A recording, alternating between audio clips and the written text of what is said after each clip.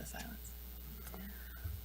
Welcome to our study session. If you'll please stand for a moment of silence.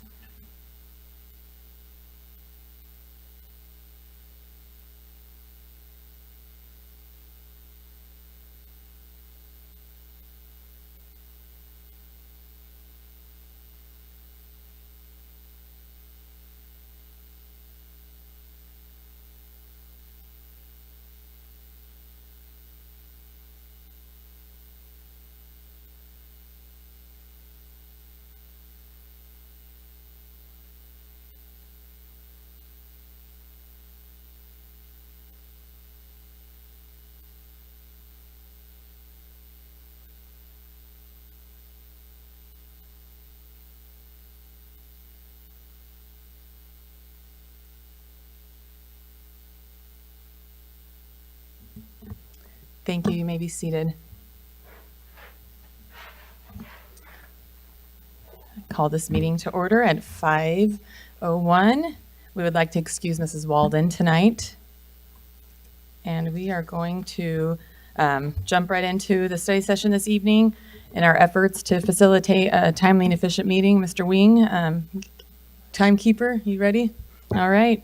And Mr. Moore, I'm going to turn the time over to you. Thank you, President Davis, members of the board.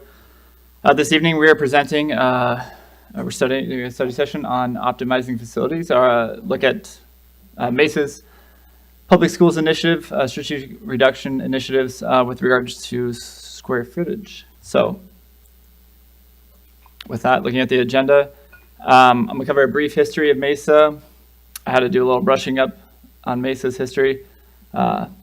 We'll look at reducing building square footage. The Executive Director of Operations and Maintenance, Mr. Mike Kramer, is here to help go over some wins and losses, some lessons learned from our portable reduction initiatives, and talk about our planned cohorts. We'll look at future initiatives, and then we'll leave time for discussion and questions. So, brief history. Mesa's first high school was 1909. That was news to me. I did learn that it burned down. That the building is no longer in existence. But that just shows the vast history and the longevity of Mesa Public Schools. And so I fast forward all the way to the 80s, kind of skipped a couple decades. But looking strategically at the 1980s to the 2000s, that was really the peak growth era for Mesa Public Schools. And so what I've understood was during that timeline, the administration at the time chose, instead of doing brick and mortar buildings during that time to address the growth, they invested in portables. And so portables were installed to meet the needs of student growth at that time. And so as we transition to the 2010, 2020 timeline, we understand and we know that during that timeline, student enrollment growth started.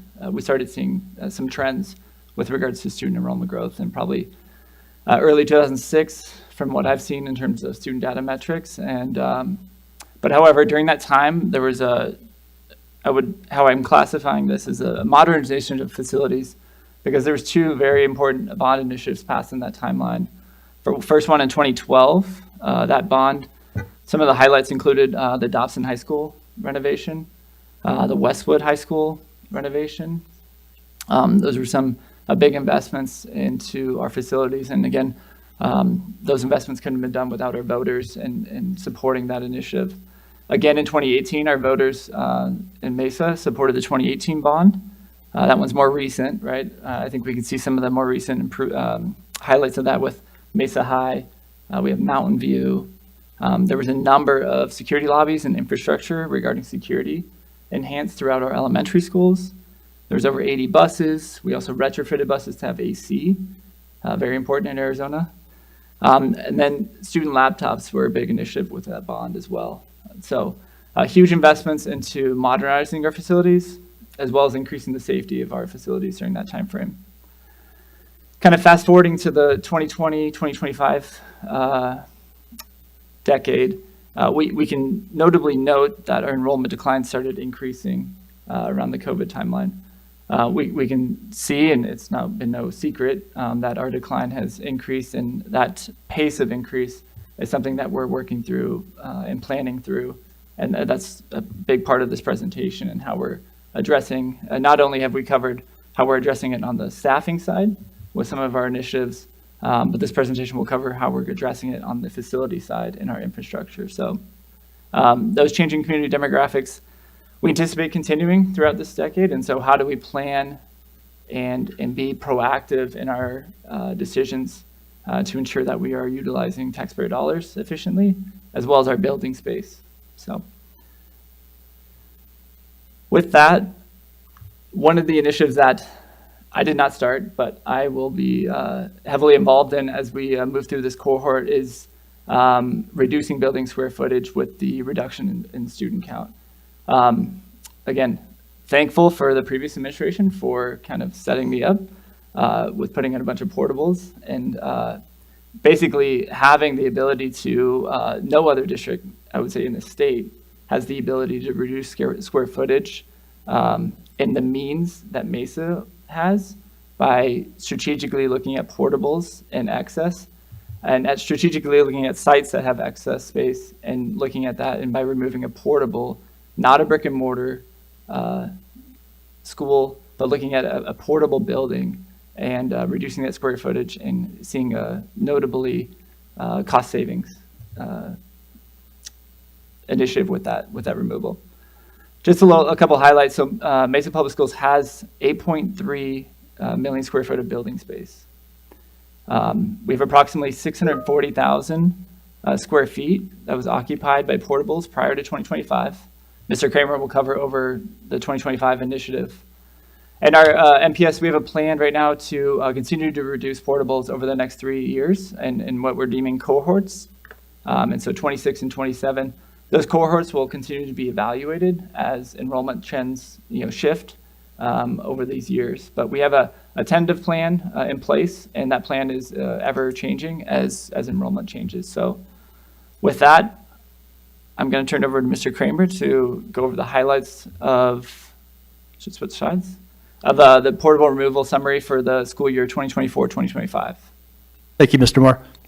So let's look at some quick metrics here. So we were provided with a task to demolish 77 portables in fiscal year 24-25. That's a lot of building space, almost 150,000 square feet. The equivalent number of classrooms removed is 154. It's amazing, right? The ongoing, and this is perpetual, savings. This is cost avoidance, right, for things like dry and wet utilities, preventive maintenance, capital improvements to portables, all the things that you need to do to keep a building like that in a safe and habitable space yields $1.1 million per year. The equivalent number of elementary schools closed just on that first year, that's cohort 1, is almost 5 schools. It's 4.81 elementary schools. Next slide, please. So here's some pictures from ENS. I think this is probably the best before and after pictures that we have in the entire cohort 1. Okay, so you see maybe not so pretty image there on the left. Lots of concrete, hardscape, really poor condition, portable and such like that. And after the demolition activities were completed, we leveled the space. And if you're familiar with ENS, this is the northern side of that parcel. Okay, there were, I believe, a quantity of 3 portables that were removed. Yeah, so we had our contractor level everything out, put in an irrigation system with drip lines, and then we used our in-house staff to actually plant 16 trees. So for future learners, this is going to be a beautiful outdoor area for learning activities. Some of the challenges that you might expect with removing portables, it's very process-based. We have to get demolition permits. We have to do all sorts of testing before. We have to make sure that all of the, dry and wet utilities, the potable water, the sewer, the electrical, the natural gas, anything that serves that space, fire sprinklers, fire hydrants, all that stuff has to be removed appropriately before we can get that big equipment out there and start taking them down. Lots of lessons learned as far as that goes. Next slide, please. Yeah, this is Taft out on the east side of our district. So you can see on the left-hand side, the before photo, it's the portable is being prepped, all the tasks that I had just mentioned. You can see we have our construction fencing up, keeping that separate from the main campus. And then on the right side is post demolition. Like, obviously, the grass has grown back there, which has expanded the space for the children to be able to play. From memory, I think Taft has a rather small turf area, so this definitely benefits the students of that campus. Mike, can you elaborate on the process in which we scrape and get everything out of the portable that we can use? Oh, yes, absolutely. So just because a building is vintage doesn't mean that it has components that we can't reuse. So we are absolute professionals in going in there. So we like all of our trades, right? So mechanical, plumbing, electrical, electronics, fire alarms and stuff like that. Anything that has a useful life left in that asset, we actually take it, bring it back to the shop, get an air compressor, clean it off, and then stock it in our little mini warehouse for future use. So that's additional cost avoidance that's not necessarily visible with these projects, but yeah, we've reclaimed air conditioning units, all sorts of things, a long list of items, which will further offset costs for future work in Mesa Public Schools. So this is great. Yeah. Take this one, yeah. Me not having a lot of history, I wanted to know, like, what was the impact on sites, and what's better to know than ask a principal. And so speaking to our Keno junior high principal, she provided this quote that we no longer have blind spots for students who are strangers to hide, so we are safer. The full view of our campus from the neighbors makes them feel more attached to our campus. And so it's just some small wins, even at the campus side, that principals feel from this reduction to go along with the savings from a financial standpoint. And so on to 2026, Mike will kind of elaborate on the in progress and look at what we have to do for the remainder of this year. Yeah, this is cohort 2, okay? And the task at hand this year is to demolish 15 portables. We've already completed 6 of those. I believe that was at Johnson. 5 portables and 1 portable restroom, I believe. So that's the equivalent of 10 classrooms being demolished, $85,000 a year in perpetuity, and then 0.31 of an elementary school closed. Next slide, please. And this is cohort 3, so fiscal year 26 and 27, the task will be to remove 12 portables, 22,000 square feet, equivalent of 24 classrooms, ongoing savings of $171,000, and 3/4 of an elementary school in equivalency as far as being closed. And this is where I alluded to too. This plan is what we set in place back in 25, but as we evaluate and monitor enrollment numbers, we'll continue to revisit this if there's additional buildings that we can capture as enrollment trends fluctuate throughout the years. So in summary, if this plan were to come to fruition as is right now, we would potentially by the end of 2027 have removed approximately 104 portables. The square footage removed would be close to 200,000 square feet, equivalent number of classrooms, 208. The estimated savings per year, just under $1.5 million. And like I said, that's ongoing savings from utilities, cost of keeping those portables in service. And the equivalent number of elementary schools, 6.5 elementary schools without ever touching a brick and mortar building. And so that's something unique to Mesa. I will tell you, no other school district would have the ability to reduce the amount of square footage without touching a brick and mortar school. And it just goes to support Dr. Strom's initiative of us continuing to try to save our schools and continue to keep our schools open without and these are some of the initiatives. So looking forward to future initiatives. We are also evaluating our administrative spaces. So while portables are, we have a current portable plan for classroom space reduction. Our administrative building space stretches over about 3 campuses, and that includes ASC, which is the Administrative Service Center, SSC, the Student Service Center, and CSC. I had to learn those acronyms when I got here, and I think I got it now. But CSC, which is Curriculum Building, which is what we're currently in now. So we're evaluating these spaces. We know as our enrollment declines and we decline with, we manage our staffing with the enrollment decline in terms of right sizing. We know there's potential to have some efficiencies within our administrative building space as well, and look at options to potentially repurpose, lease, or sell some of these buildings, and then consolidate eventually, I think is a long-term goal, to be using these facilities as efficiently as possible and keeping money in the classroom. So I did highlight additionally transportation. We do have 3 transportation yards, and so we're also looking at is there opportunity to condense and create some efficiencies by consolidating those yards into maybe 2 yards. And so not reducing employees, we're trying to create efficiencies with our space, and again, stay away from the classroom and the school closure conversation as much as possible. So with that, I finished ahead of time. I'll be happy to take any questions. That's impressive. He's keeping with his what did I tell you earlier? He's kept things on time lately, and so he's the lucky charm here. So, and he even ran ahead of schedule here. So, thank you, Mr. Moore. Board, any questions? We'll start with Mrs. Hutchinson and move around.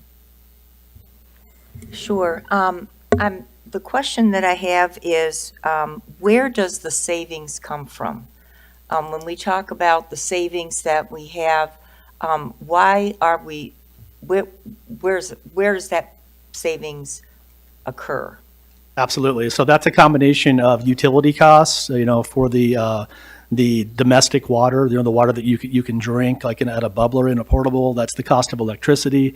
That's the cost of repairing your, mechanical, plumbing, electrical, service on the fire alarm system, the fire suppression system, painting the exterior, re-roofing the portables. I mean, just think about it. It's really equivalent to your own home in that the things that you need to do to keep your house, safe and comfortable, you need to do the same thing for a portable. And it costs a fair amount of funds to do that. Thank you very much. That really helps, because if portables are saving us money, then we need to know why. And I really appreciate your thorough answer. Thank you. Thank you. Ms. Benson? Just for clarity's sake, on the portables that are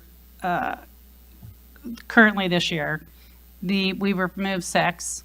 But we have 15 scheduled. So the 0.31 is what we have currently reduced, correct? So This year. when we remove the full 15, what will the impact on that be? Do you know?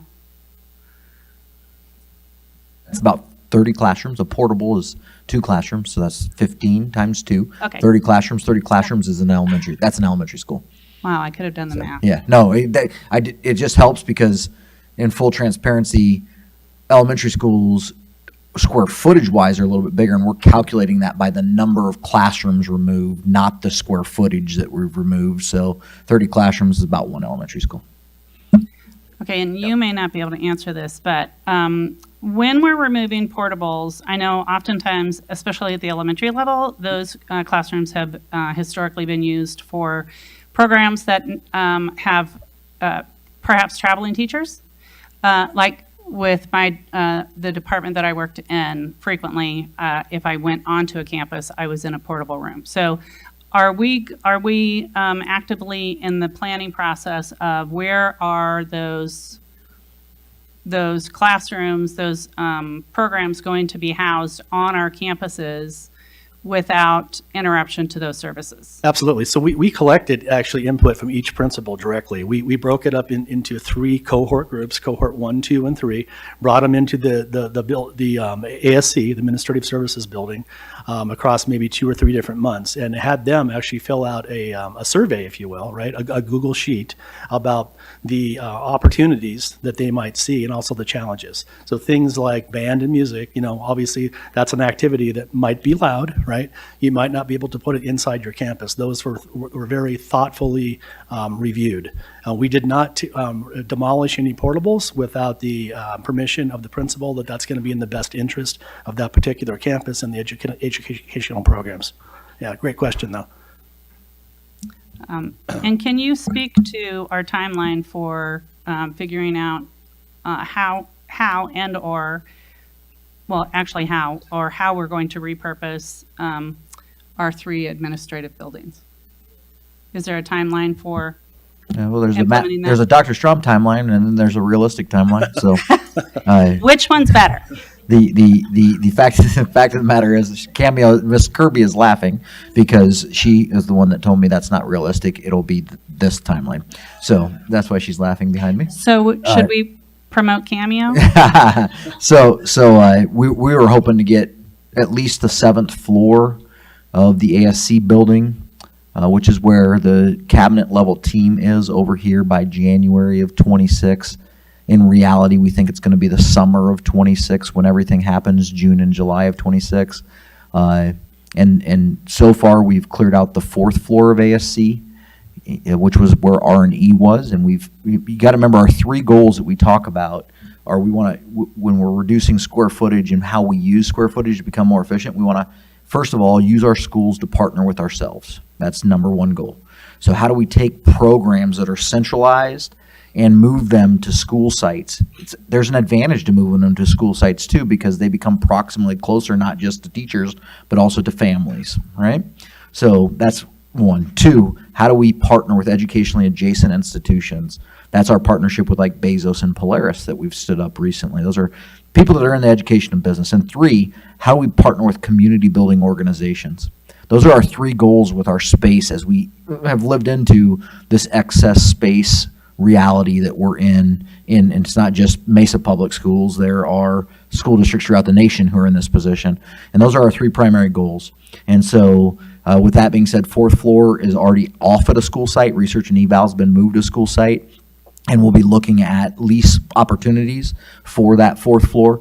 3rd floor, which is communications, and the 7th floor, the next 2 floors that are least populated by employees, and those are the ones we think we can get moved over here by the summer of 26. And then the last couple floors to move will be the 2nd floor and the 6th floor. We've met with the city of Mesa on this issue. They're very aware of what we're doing and how we're moving. We've actually had some interest already. Mesa Chamber of Commerce 2 nights ago brought an idea to me, and we're going to be moving those on to Mr. Moore so that we can vet these from a business perspective. So if we haven't repositioned, I mix them up, Tyler, just to be fair with you, SSC, Student Services Building, and ASC within the next 2 years, I would expect the board to circle back and say you're moving too slow with me. And ASC is on Main Street, correct? Correct. Yeah. The SSC is on Country Club and Brown, and then Curriculum Services is here. Correct. Just for clarity. And do we own ASC? We It's- own the whole So, building? so a big compliment. So, I'm a big fan of generous orthodoxy, which is, you got to honor the fact of why systems are the way they are, and give a lot of positive presupposition to prior administrations trying to do great work to put organization in the best optimal position. And the generous part is organizations constantly change, and you have to live into the fact that organizations constantly have to change and be malleable. And so in the 1980s and 90s, there were a couple opportunities. One was the portable conversation that Mr. Moore had referenced, and we're going to be grateful for a while that the previous administration knew not to put up brick and mortar buildings so we could be a little bit more malleable and nimble as a district when we went into declining enrollment. Another situation was there was a savings and loan crisis that had occurred in the, I think, 80s, if everyone remembers that, in the state of Arizona. And there was 2 prime buying opportunities to get 2 buildings in terms of like pennies on the dollar, and they were the bank building and they were the student services building on Country Club. And so we own those buildings outright, and we are very grateful for prior administrations having the wherewithal to buy those so we could own them outright, because it gives us revenue generating opportunities now at this point in time. Okay, thank you. That's all the questions I have. Thank you. Mrs. Chaffee?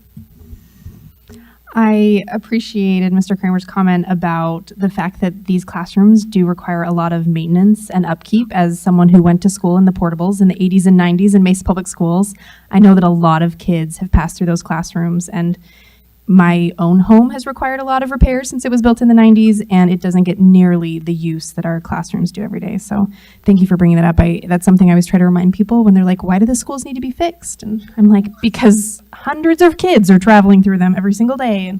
And I do appreciate the way that we've looked at being proactive in these portables. Is there a time that we will get an update again on this process? Mr. Moore or Dr. Strom? Yeah, I mean, I think it's going to be a standing kind of item, like once a month to have some sort of financial and operational update. And so we can continue to layer in an update on the portable production, because I think it will feed into a lot of our other conversations with regards to being efficient and using our dollars wisely. So Thank you.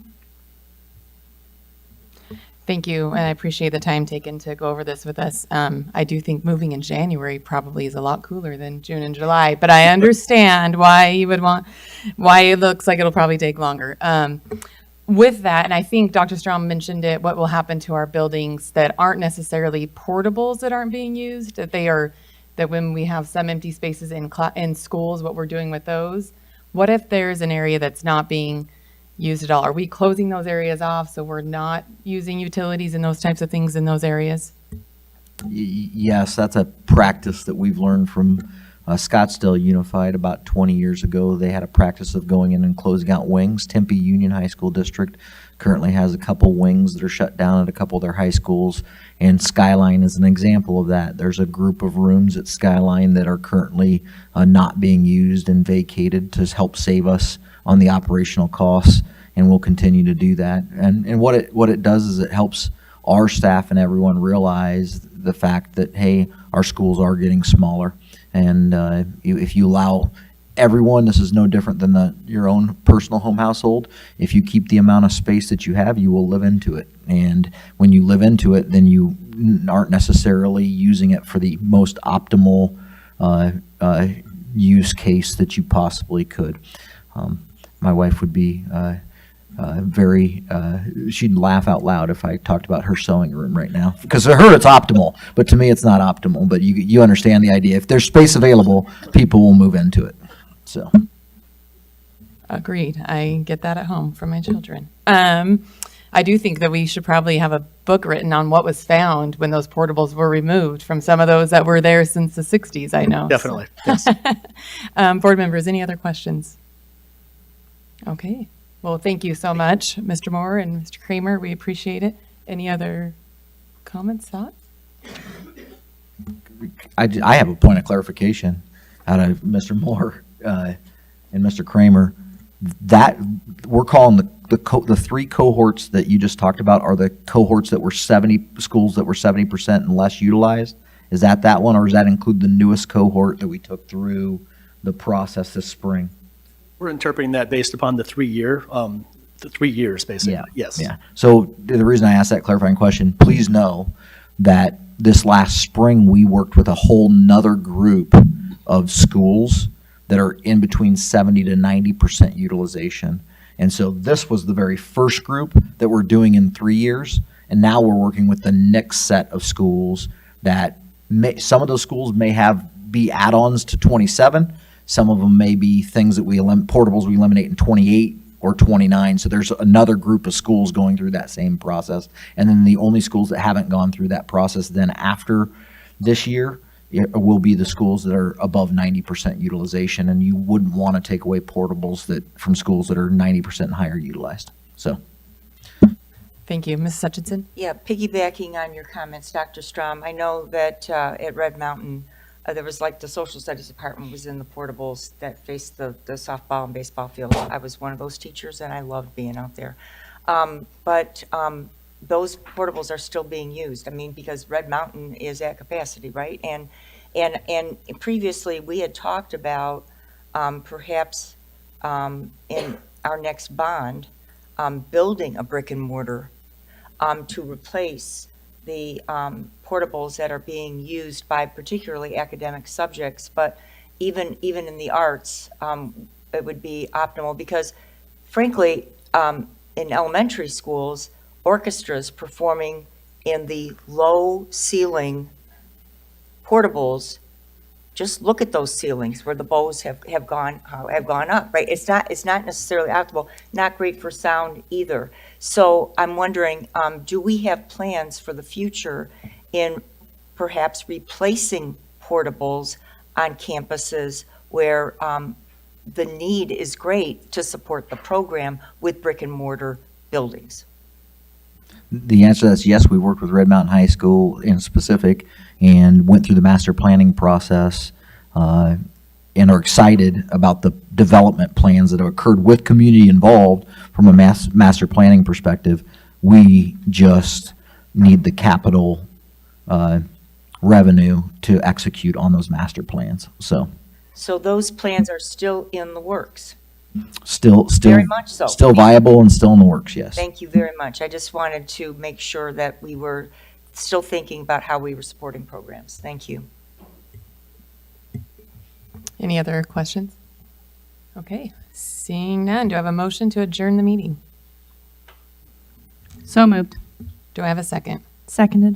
Any discussion? Seeing none, Ms. Kirby, will you please take our vote?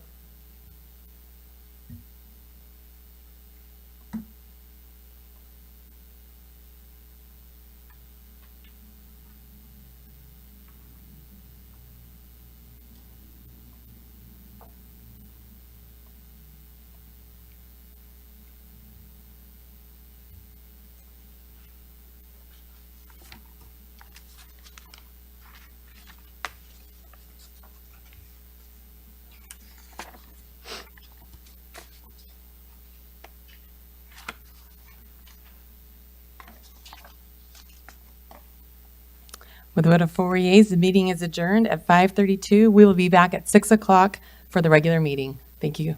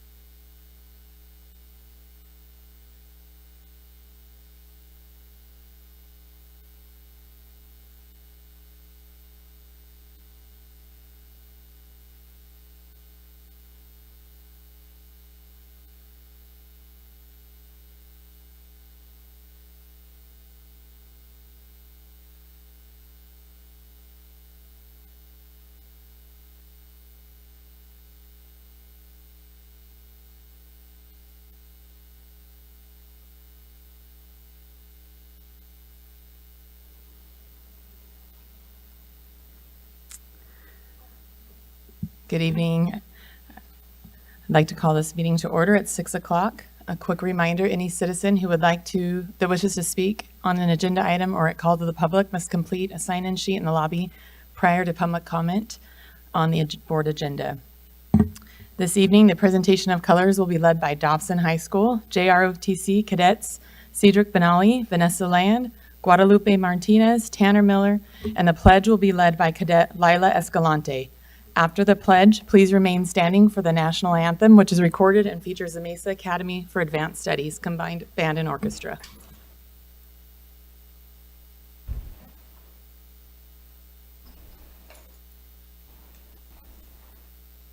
Please join me for the Pledge of Allegiance. I pledge allegiance to the flag of the United States of America and to the republic for which it stands, one nation, under God, indivisible, with liberty and justice for all.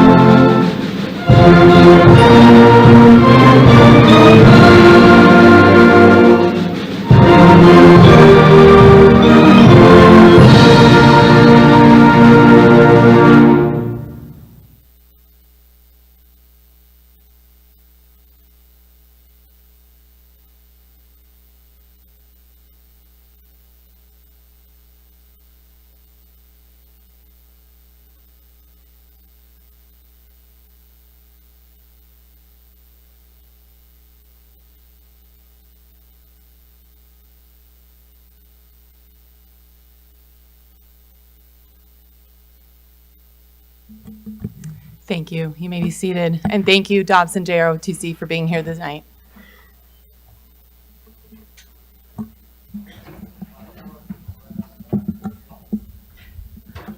We will begin the meeting tonight with a video on governing board procedures, and then I will read a statement. Welcome to the Mesa Public Schools Governing Board meeting. We appreciate your interest in the district. The 5 elected governing board members serve without compensation and volunteer countless hours.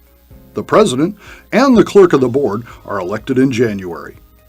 Under state law, the governing board may only discuss and vote on matters that are on the agenda for tonight's meeting. Agendas are posted a minimum of 24 hours in advance on the Mesa Public Schools website and in the Curriculum Services Center. Copies of tonight's agenda are located in the lobby. The public may speak on any item of business on the agenda that the board discusses or requires the board to take action. If you wish to comment on an action or discussion item, please complete a request to address the board form before the item is discussed. The form is located in the lobby. Members of the public will be given a maximum of 3 minutes to speak once recognized by the governing board president. Please state your name before you speak. We ask that all speakers show respect and courtesy to others. During the second regular meeting of each month, the agenda will include a call to the public, which is an opportunity to speak to the governing board about a school district matter that is not on the agenda. Please submit a request to address the board form to participate in the call to the public. If you would like the board to consider adding an item to a future agenda, you may submit your request in writing to the board at least 5 working days before that meeting. The superintendent or governing board president will consider your request. Thank you for your attendance and involvement in tonight's meeting. This is an official governing board meeting. The board has important business to conduct that is essential to the operation of the district. Everyone is welcome to express ideas or concerns to the board in accordance with the agenda. The poster in the boardroom describes positive behaviors expected and behaviors that cannot be tolerated. Please speak and act respectively and actively listen. Be kind. Verbal harassment, abusive or foul language, intimidation, and disruption have no place in a classroom or the boardroom. Please no side conversations or reactive comments. They can be disruptive.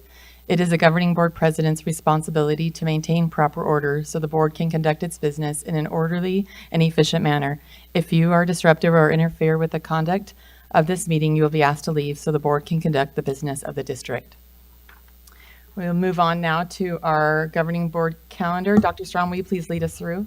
President Davis, on September 1st, 2025, Labor Day commences, and schools and district offices will be closed for that day, so enjoy your 3-day weekend. September 11th, 2025, we have a board meeting with a study session as well, and we do understand that that's on a great Remembrance Day in public in our nation. So we will be honoring the victims of September 11th on that day. And September 25th, we have a study session as well, along with a regular board meeting. Thank you so much, Dr. Strom. And now I'd like to turn the time over to Ms. Jen Snyder for Director of Communications, as she'll show us some of what's inside Mesa Public Schools. Ms. Snyder? it's all I need yours. the clicker.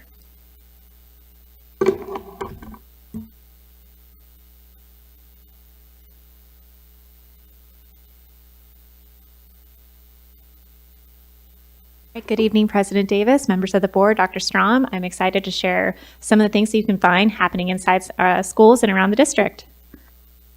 So we'll get started. Westwood Junior Kellen Little performed the national anthem at the Arizona State Capitol on August 14th for Navajo Code Talkers Day. He's pictured here with Jason Chavez, Director of Tribal Affairs at the Arizona Governor's Office, and Thomas McGay Sr., one of the last two surviving Navajo Code Talkers from World War II. Moving over to the Eisenhower Center for Innovation, their choir has grown steadily for each of the past 4 years. Thanks to the hard work of music teacher Mrs. Rachel Gunderson and the popularity of choir and the Disney Music in Schools program, ECFI's choir has now grown to over 70 students participating this fall. The Arizona Commission of Arts awarded 2 Rhodes Junior High teachers a grant to support the continuation of their Aliento partnership. Last year, students were provided the opportunity to engage in meaningful art projects, conversations, and guest speakers during their embedded club time.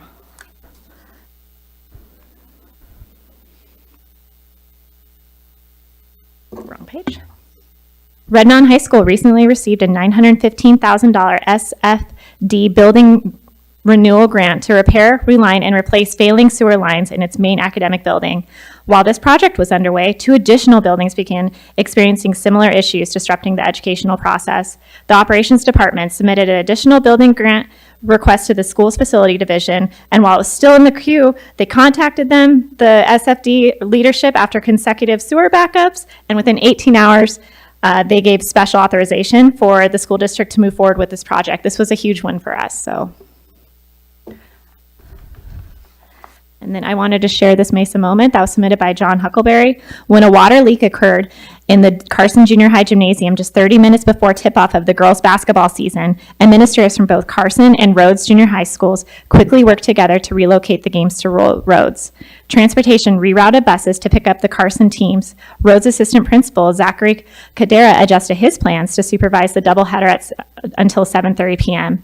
Carson principal Chris Brunst and assistant principal Esteban Ruiz traveled to Rhodes to help. Rhodes security officer DeMarco Randall returned to campus to assist, and the officials already on site at Carson drove over to officiate. Instead of postponing the game, everyone came together to put the students first and ensure they had a positive start to their season. Students from every MPS Comprehensive High School gathered at Mesa High last week for emergency equipment removal training. This hands-on prep ensures that our teams are ready to respond and keep student athletes safe all season long. All right, and STEM is very exciting over at Los Andes. Students in Ms. Schreiber's 5th grade class at Los Andes got hands-on with science by extracting DNA from strawberries. They love seeing the genetic material up close with their very own eyes. And Tuesday was a pretty big day. It was National Dog Day, and so it's a perfect day to highlight our Paws and Peers program. All of our PAWS partners pass obedience and therapy classes and are tested and approved using a nationally recognized team evaluation. These dogs serve as trusted companions in classrooms and throughout the school. Pictured here is Winnie over at Hale Elementary. And she's with a bunch of kindergartners. This is one of the, I think, coolest traditions that are within Mesa Public Schools. Mesa High students come together to partake in their annual service project of the City of Mesa Cemetery. Students from every sport, program, and club washed headstones, pulled weeds, and restored the grounds. They ended at Zito Ishikawa's gravestone and listened to his nephews tell his powerful story, reminding them to always carry on. And then the D-back surprised Britton Elementary fourth grade teacher Jessica James with a $1,000 check for her classroom. The students were ecstatic to see Baxter, and they got to enjoy story time with him, answer trivia, and even ask him a few questions of their own. And then finally, our schools are such a big part of our community, and this email that we received from a parent, I think, is a good example of this. I'm going to read the email out loud. And this is after Red Mountain hosted a youth football camp. Hey, Coach Enders, just wanted to report how incredible the youth camp went for my little girl. I honestly went into the night with very low expectations for a free event at a high school run by teenagers. I also expected my girl to want to leave before it was even over. However, I was proven wrong. On all accounts, my daughter had the best time of her life, and I was so impressed with every one of the players. The teens were relentlessly pumping up every child. They were extremely organized, and they were the reason my daughter loved the evening. They made her feel genuinely special. That team of yours is incredible, and I'm excited we got to experience the love they all have in their hearts for the sport. My daughter was totally starstruck when she got the autographs of some of your varsity players. Didn't even know she understood what an autograph was, but in the parking lot after, she kept repeating over and over again that she never got an autograph from famous people before. Those guys and gals are officially her heroes. So thank you for the work that you've all put into this night. Inspire my 5-year-old to aim high. And fall sports are in full swing. I know Mountain View has a very big game going on right now in about 45 minutes. So I encourage everyone to go out and support our student athletes. And that's it for my report. Thank you, Ms. Snyder. It's always great to see what's going on around our district, and it's never a dull moment these days. It's busy come fall. As we move into public comment, before we begin public comment, just a quick reminder that policy 1-302 says that call to the public is limited to issues within the jurisdiction of the board and is not an appropriate forum for persons to complain about specific employee, student, or other person. Mrs. Chaffee, how many speakers do we have signed up tonight? President Davis, we have 8 speakers that have signed up tonight. Okay. Yeah. Okay. Okay. You can go ahead. We have 8 speakers, and Ms. Chaffee, you'll each have 3 minutes, and Ms. Chaffee will lead us through this. Perfect. So I will call up the first 3 names, then I'll let you know the next 3 names that are on deck. Our first 3 speakers will be Vicki Johnson, Jason Smithson, and Jeff Thompson. On deck we have Jenny Denton, Ray Deere, and Julie Sessions.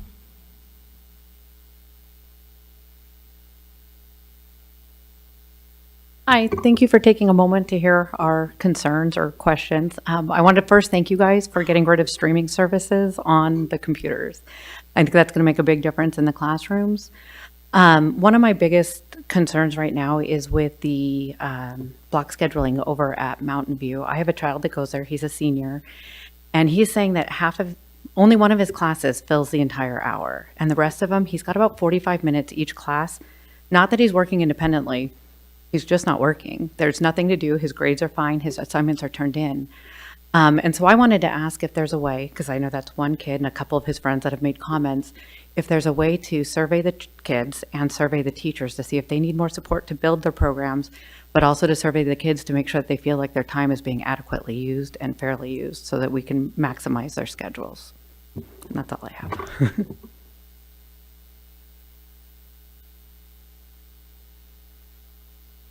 My name is Jason Smithson, and before I begin, I'd like to take a moment just to recognize Red Mountain High School and celebrate an incredible milestone. This year, Milton Renshaw became the first student with special needs in the school's history to be elected student body president. That is an extraordinary achievement, not only for Milton, but for the entire Red Mountain community. It's a powerful example of leadership, inclusion, and the kind of culture that lifts every student up.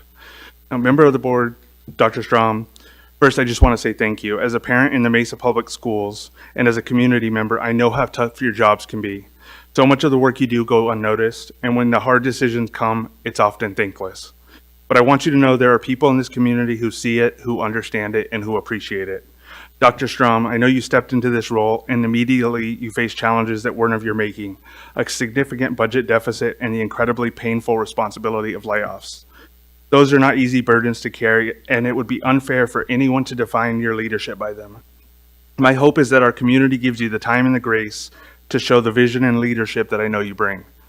To the board, I may not agree with every single vote you make, but I recognize the bigger picture. You're working to ensure that Mesa schools not only succeed today, but thrive for the next 50 years. Too often, people only show up to complain. Tonight, I wanted to show up simply to say that you are appreciated. And with that, I'd like to share something positive happening at the school level. My son attends Webster Elementary, and he has an incredible leader in Principal Ryan. Honestly, I wish I had a principal like her growing up. As a parent of a child with special needs, I'll admit my emotions can run high, but Principal Ryan never wavers.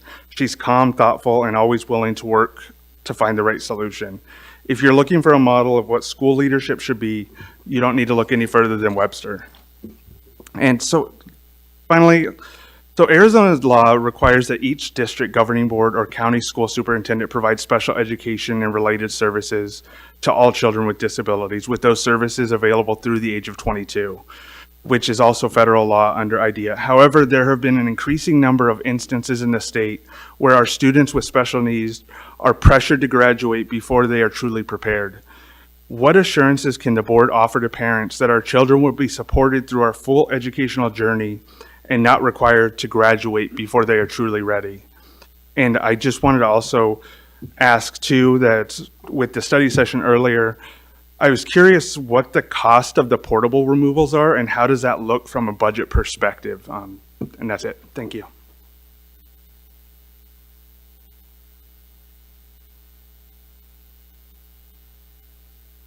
I'm Jeff Thompson, a current taxpayer and a concerned citizen.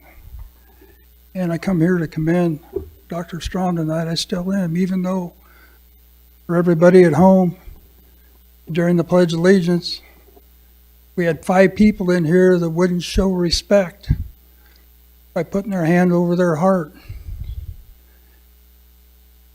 I would expect that from Marcy, but you 3 over here, and Doctor, I can't believe it. Enough of that. I'm sure you guys will maybe find a way to show respect, because showing patriotism is the backbone to our education. You guys need to step up to the plate. And the commending, I wish you'd have been here about 3 or 4 years ago, because this hole that some of the people on the board and the people that were in place dug this hole so deep that it's probably going to take you 6 to 7 years to get it out. And I really like what your progress is doing. As far as when we had somebody explaining the ASU program, and you took it over because I guess they got assigned a task and didn't complete it because they couldn't answer the questions. You couldn't believe that basically silent applause you got in the audience for stepping up, just like a true leader should, stepped up and explained it to everybody. Now I want to go back to this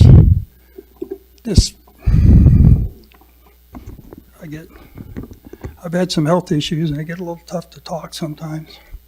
But this AI stuff that we had, there was a guy in here that was going to talk, and it's perfect for businesses to use, for their businesses to direct people to different areas. It's not education. We had a perfect person in here that's making a good living at it. And they wouldn't let her speak. She's over there tugging and whispering to Courtney not to let him speak, because it was Courtney's call. And I watched that. And then, I don't know what you guys have for attorneys here for contracts, but this AI thing, it's not been proven. It was never tested. You're putting our kids as the guinea pigs. Now, if you guys were going to do that, believe me, I know about R&D. You guys could have got at least $600,000 or more to implement that because they're going to go tout, well, we did this in the largest school in Arizona. And they're going to sell it and they're going to make millions of dollars. And she says, oh, they're going to support it. Well, hell yeah, they are. They're going to be here. They'll probably have somebody here full time. Because you're saving them literally millions of dollars in research.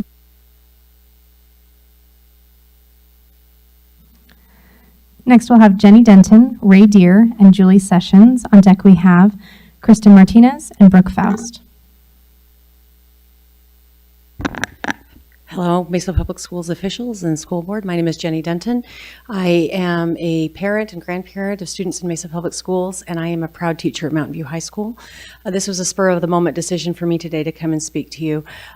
This year started with a lot of rocky things. We had a new superintendency, a lot of issues with block scheduling and other things, but I just wanted to come and talk to you about how a year and a half ago, I stood at this podium and begged Mesa Public Schools to make a stand against cell phones in the classroom. And I am here to tell you, thank you for supporting Governor Hobbs' decision to take cell phones out of the classroom.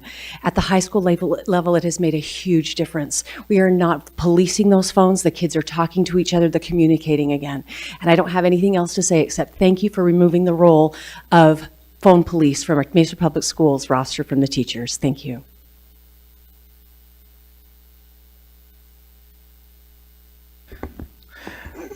Good evening, Mesa School Board. It's great to be here, and Dr. Strom.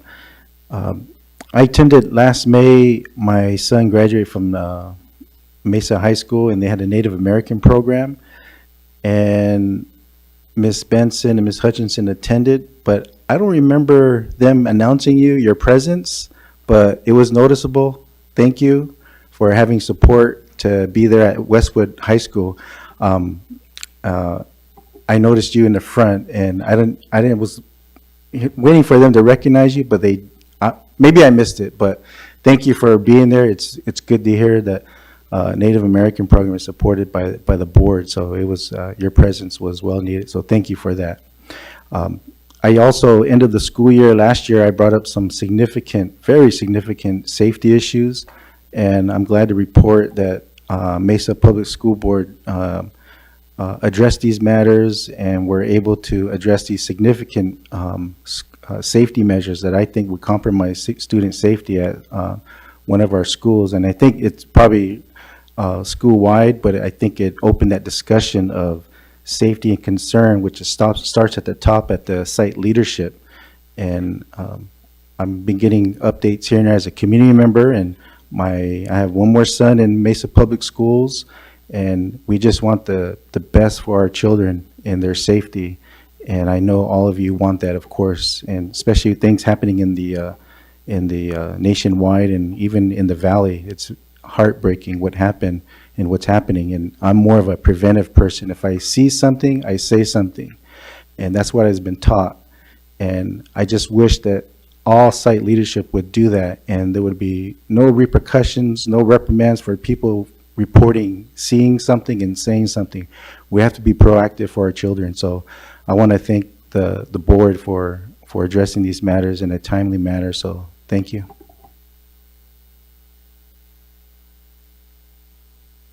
I have next on my list Julie Sessions, and then Kristen Martinez and Brooke Faust. Kristen?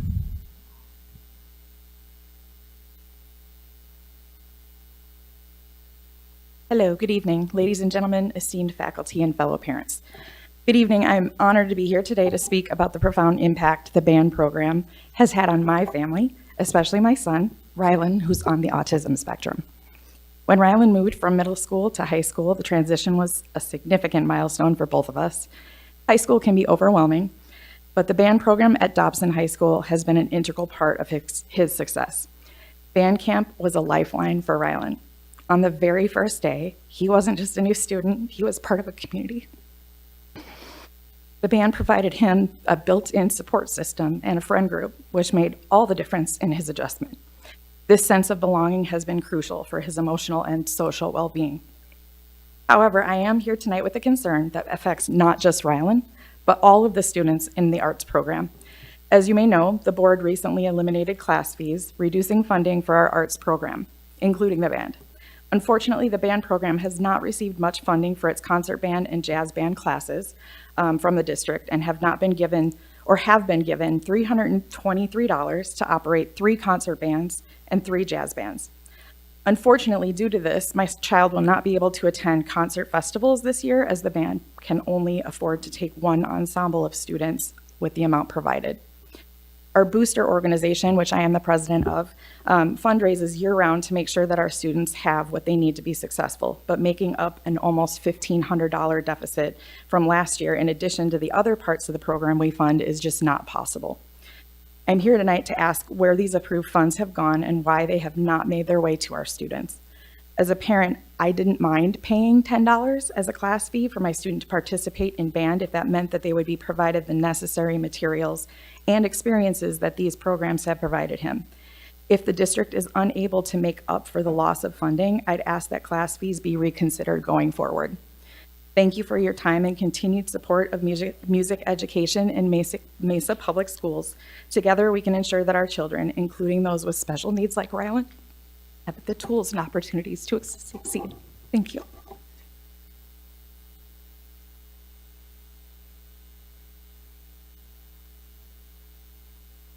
Good evening. My name is Brooke Faust, and I'm a ceramics teacher and also the visual arts department chair at Dobson High School, and I'm also a band mom.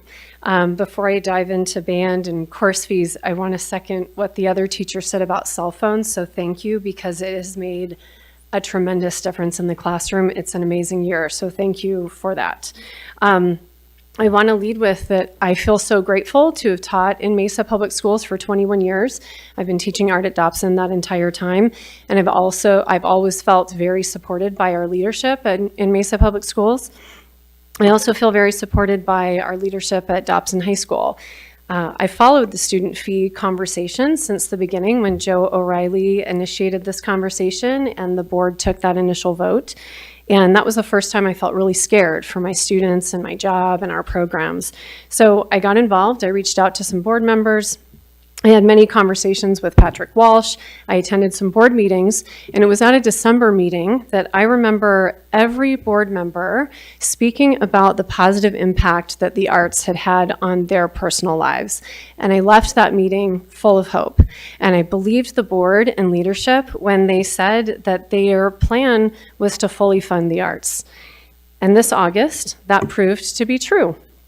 In the visual arts. So in visual arts at Dobson, we are funded pretty close to where we were last year, and I do feel confident I can provide what I need to my students.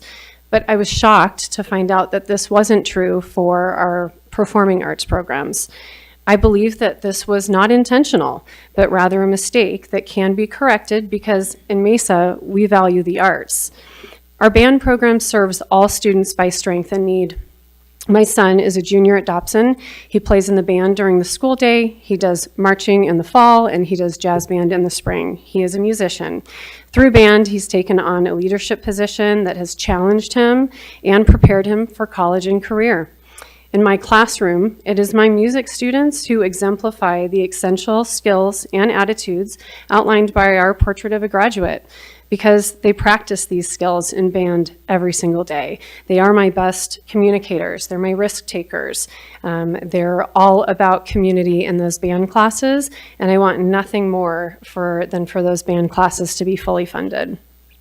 I still believe that our leadership can fully fund all of the arts, and I implore this board to find the solution as soon as possible to ease the minds of our worried teachers and parents and show them that in Mesa, we value and support all of the arts. Thank you. We previously called Julie Sessions, and I just wanted to have one last call in case she wanted an opportunity to speak.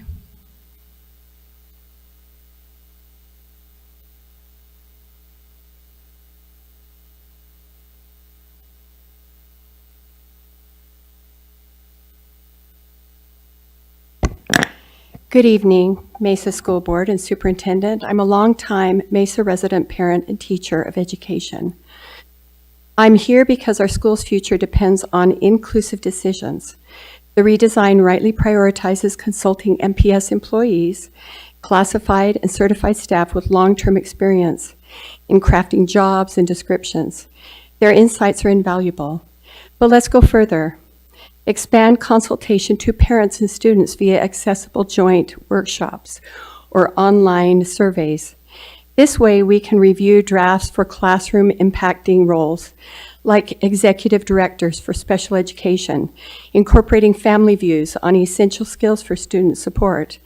Imagine parents sharing needs for better family engagement, or student council reps advocating for mental health resources, fostering a more complete redesign that serves everyone. I've seen how excluding community input leads to mismatched priorities. Stronger support here could prevent that. So I respectfully ask you to table the vote on the admin personnel request addendum regarding these role changes for 2 weeks, giving time for broader community voices to be heard and integrating into the MPS plan. Our kids deserve this collaborative effort. Thank you. President Davis, that concludes our public comment. Thank you. Dr. Strom, did you want to add anything tonight? Yeah, I just want to briefly talk to the Dobson community because we are currently working through that situation. And we heard fully and loud and clear from the governing board that they didn't want any program on a per student basis to go with less money. So we're just active working when a formula gets developed and it's on an average basis. Sometimes the formula doesn't hold out tried and true. And so just please know we're actively working on that situation. Thank you. Thank you, Dr. Strom. We will now review the consent agenda. All items on the consent agenda are approved with one vote with no discussion. If a board member would like to pull a consent agenda item, please do so now. Thank you. Seeing none. We'll now move to personnel. Do I have a motion to approve the personnel request, including the addendum? So moved. Do I have a second? Seconded. And Mr. Wing, I know we have a couple unique items on this personnel request. Can you tell us a little more? Madam President, Governing Board, Superintendent, audience, on August 14th, last Governing Board meeting, there was a study session sharing about our organizational redesign, really impacting the department level rather than the school level. This included a reduction in superintendency FTE. The Governing Board on August 14th approved a reduction of 5 assistant superintendent positions, rather add 2 chief positions. We also shared with you tight timelines because a lot of our decisions will be on budget and staffing, takes place in the first semester for the business side of the district, preparing for 26-27 school year. So following those timelines, today it is recommended that we approve the hiring of the chief of schools, chief of academics, as well as the executive directors and 2 director level positions based on that redesign. And just to reiterate or remind everybody, during that redesign discussion last board meeting, you were informed that we'll be reducing over 40 FTE at the district level. That included that superintendency reduction of 3 overall. Thank you. Thank you, Mr. Wing. Board members, any questions? Ms. Benson? Thank you. Pardon me. Thank you, Madam President. So we heard from one community member in person that they'd like to table the vote on the addendum.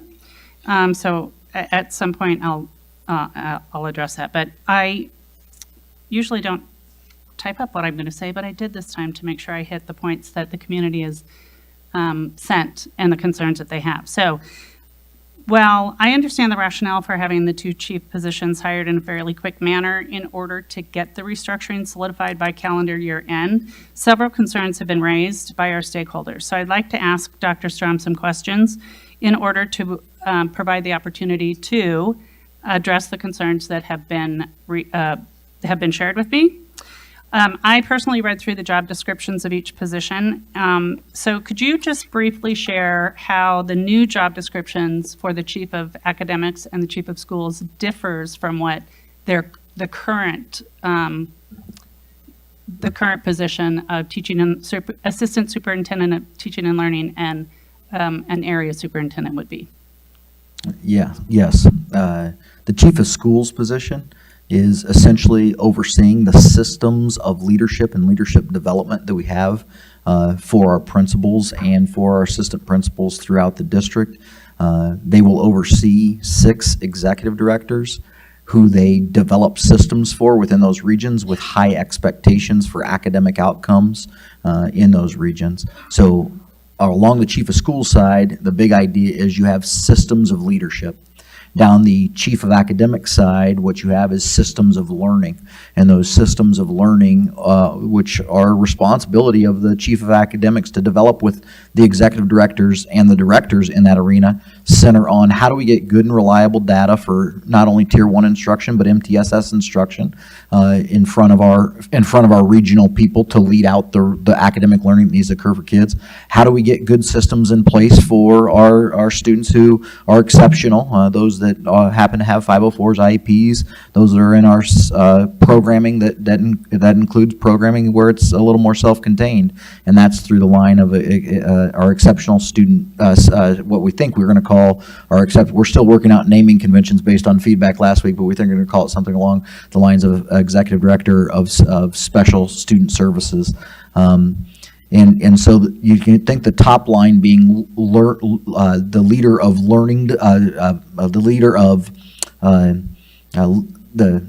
leader of developing systems for leadership in Mesa Public Schools, and the other line being the leader of those developing systems of learning for schools. And that's drastically different than the way we're functioning right now, where we have everything split up. And I'll be quite frank with you, we've had some, I'm a positive presupposition guy, so we've had some really good, talented people come in here and try to lead the district across different regions, and what that often results in is different leadership development cycles from east to west to the secondary level, and we're going to try to standardize that process with high expectations, and the KPIs that we have centered around 5 domains, and those 5 domains of KPIs have been shared with our principals, and so our chief of schools and chief of learning will be expected with high expectations to help our systems and our schools live into schools achieving their 5 KPIs, their 5 domains of KPIs, that then those 5 domains of KPIs also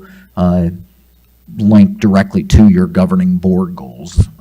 So a lot different than it was in prior times in Mesa Public Schools, and we think this style of system, which is modeled a little more on the East Coast. We're part of a large school consortium of districts, and on the East Coast, this is a more prominent model. We think it's got great potential in Mesa Public Schools to localize learning communities, and we're going to likely, we're constantly redesigning names based on feedback, and we've started by calling these regions, and we think we're going to end up calling these learning communities, and so we think this has great potential for developing a really solid basis of learning communities in our 6 regions in the district.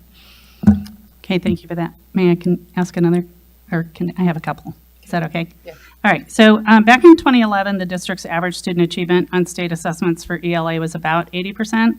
Math achievement was about 66%, give or take. 24-25, the average result just for ELA 3rd through 8th was about 38%. I couldn't find the high school.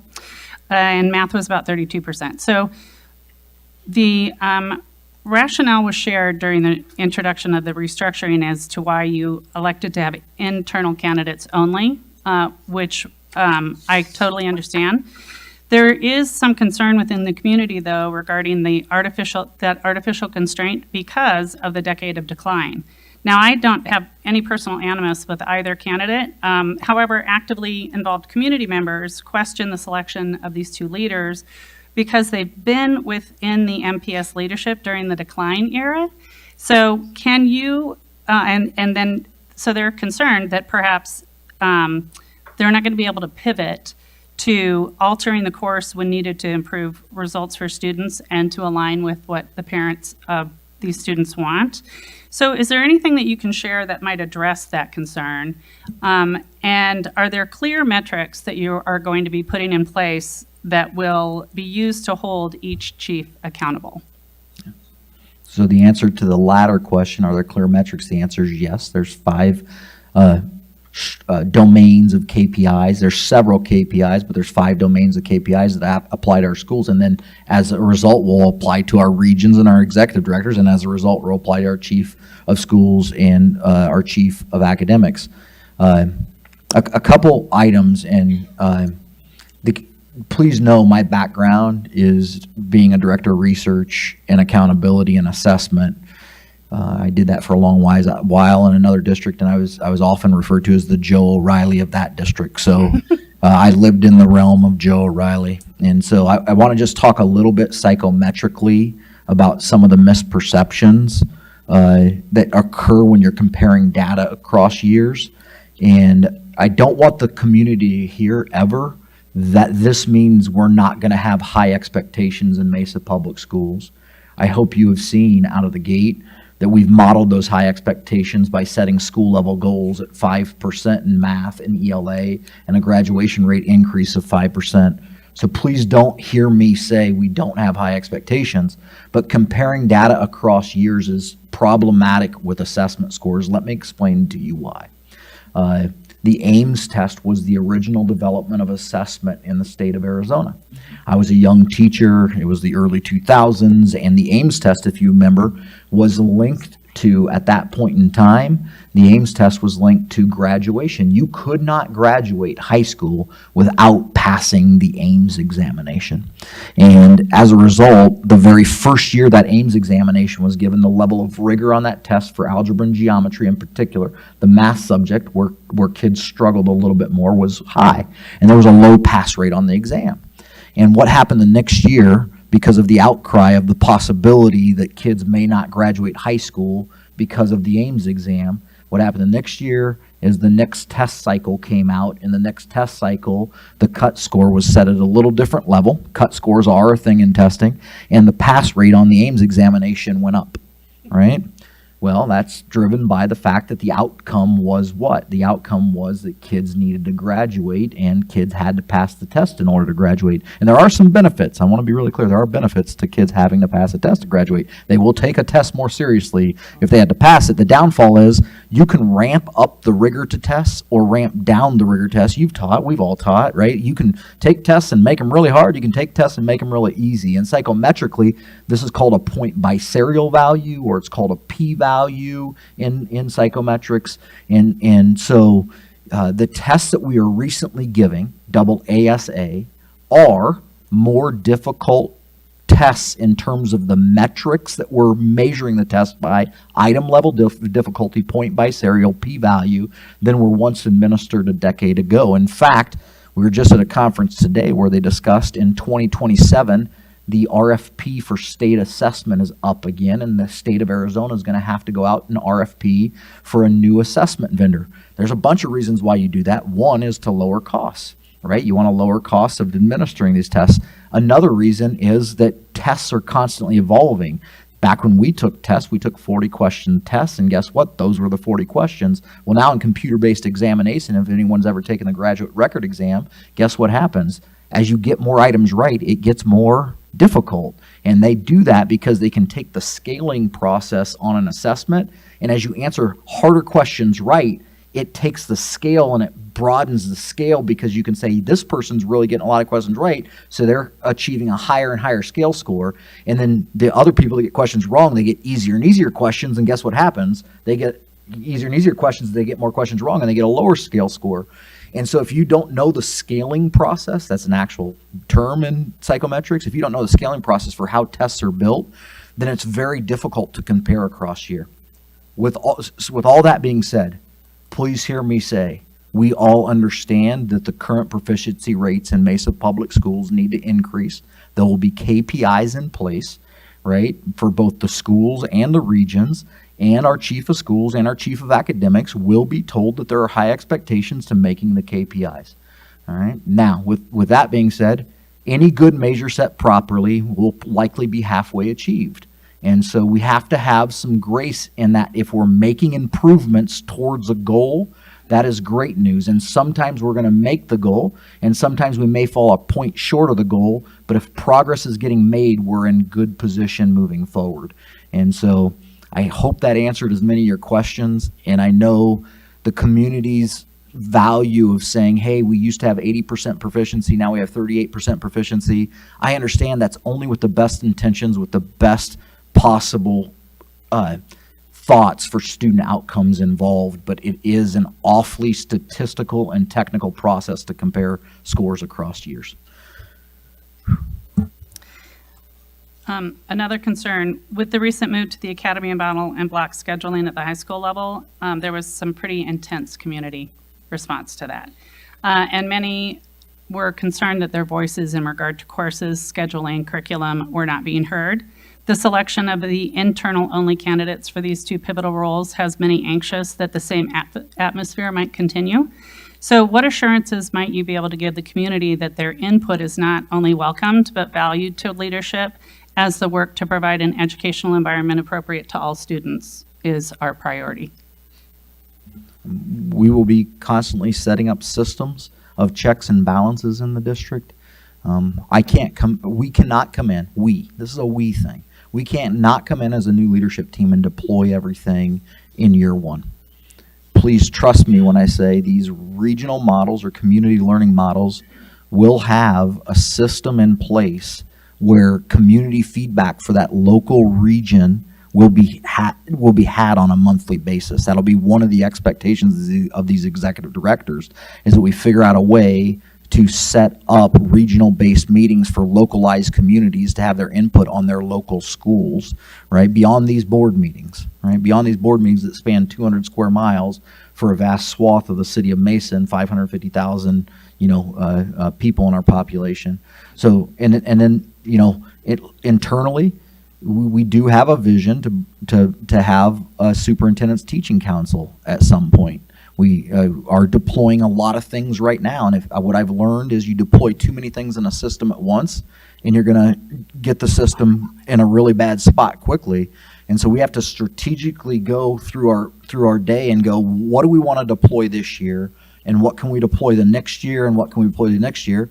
And we think setting up a superintendent's teacher council where every school's got a teacher representative that comes up to a superintendent council and talks to the chief business officer, the chief of staff, the chief of academics, the chief of schools, and myself every single quarter is going to be a valuable process. I will also tell you, once we get this team in place, I've always been required in cabinet roles for the last 15 years, particularly when I was in a director of research role, to be in attendance at all schools' faculty meetings at least once a semester.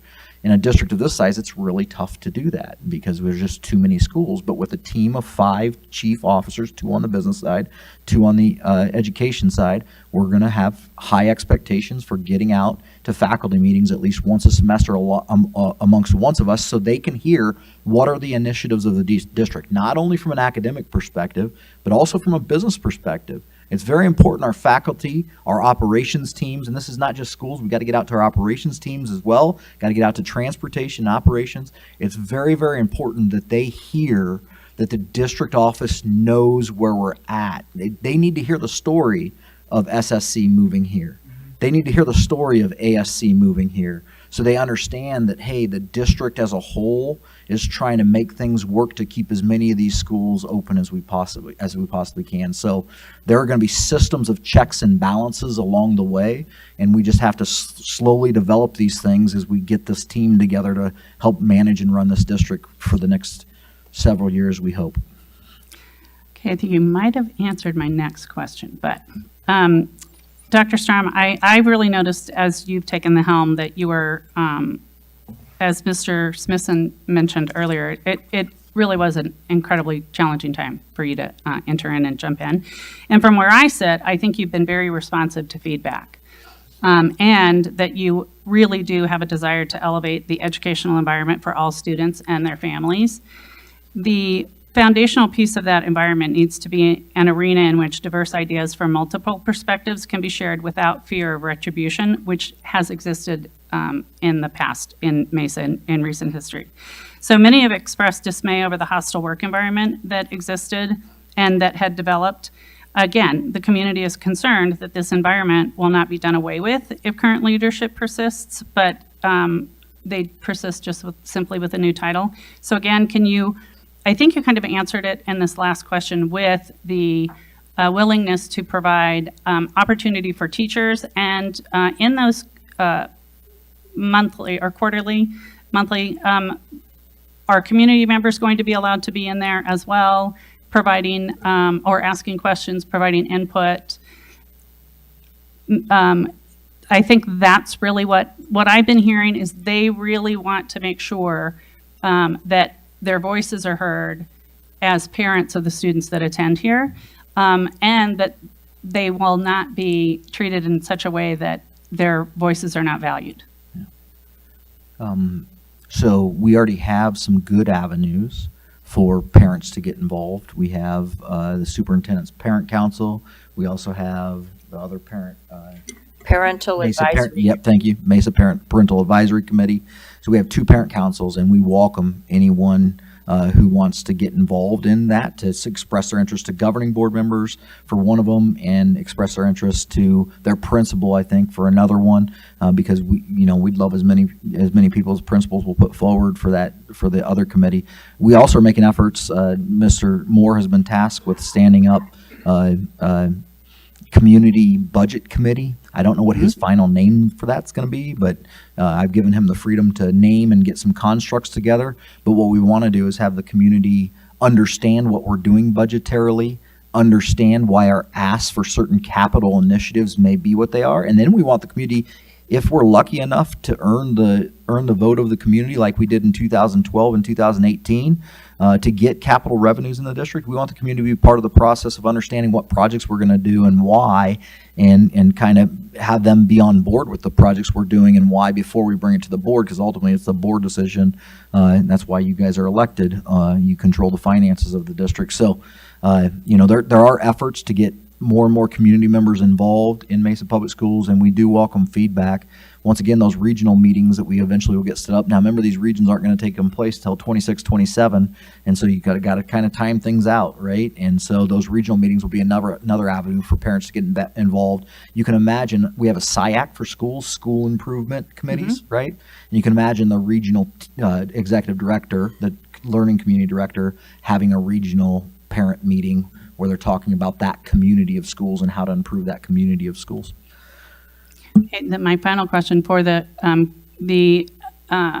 assuming going forward, is there a possibility for teachers and community members to be involved in the committees that, I know the hiring process for our 2 chiefs was a big group of interviewers, and then it scaled down to a smaller group, and then it was you and Mr. Wang. So is it possible to have, I don't know who was on either of those committees, and I don't need to know that, but is it possible to have teachers and or community members involved in that interview process for our other positions, the executive directors and whatnot?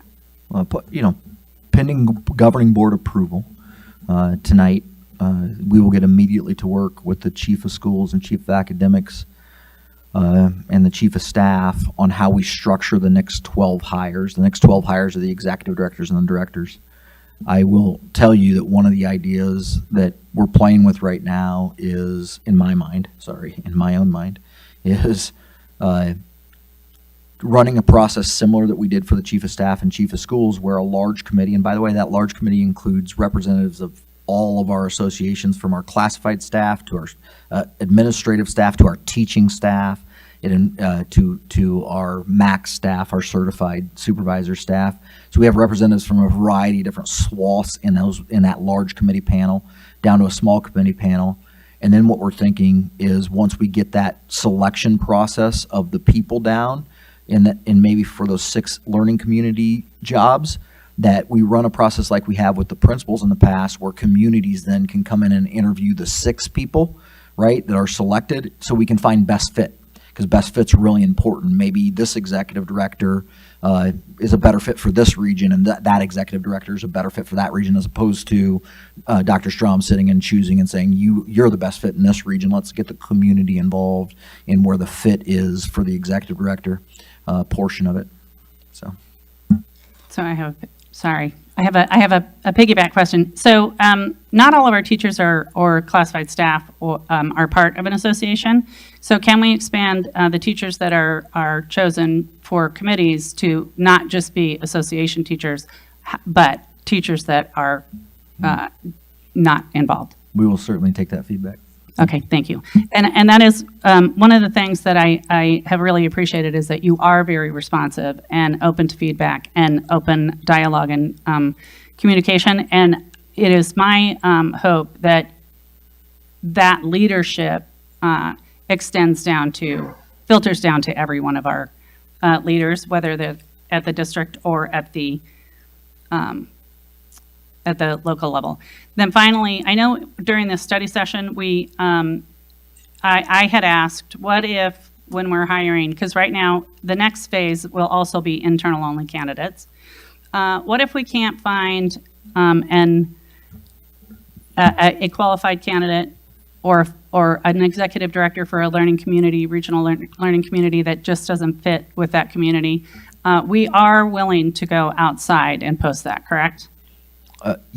So this doesn't require a board vote, but I've checked in one-on-ones with every board member, and every board member has told me if we can't find a qualified candidate, then certainly that posting them externally as well is a possibility.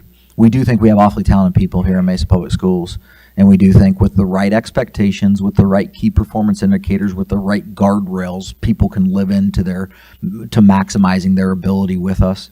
And you know, I have met with a person who's a partner in an architecture firm for about 15 years, and he's super wise. And you ever met with one of those wise people that's super wise? And something he tells me that he takes great personal responsibility for is that he has 225 families to feed, and he takes really great pride in the fact that he wants to run such a great business that those 225 families are taken care of. And I don't ever want to lose sight of the fact in Mesa Public Schools that our employees have families.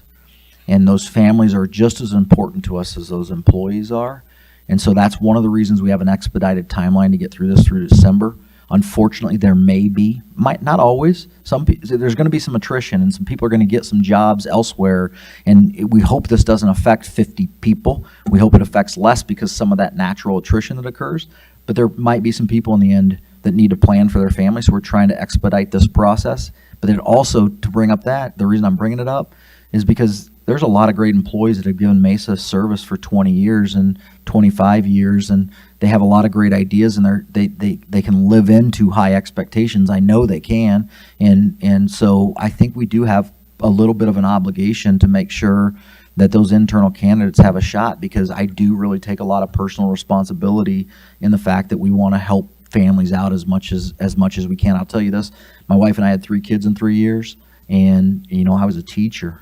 And I appreciated everything that central office administration did to get me every dime they possibly could so I could support my family.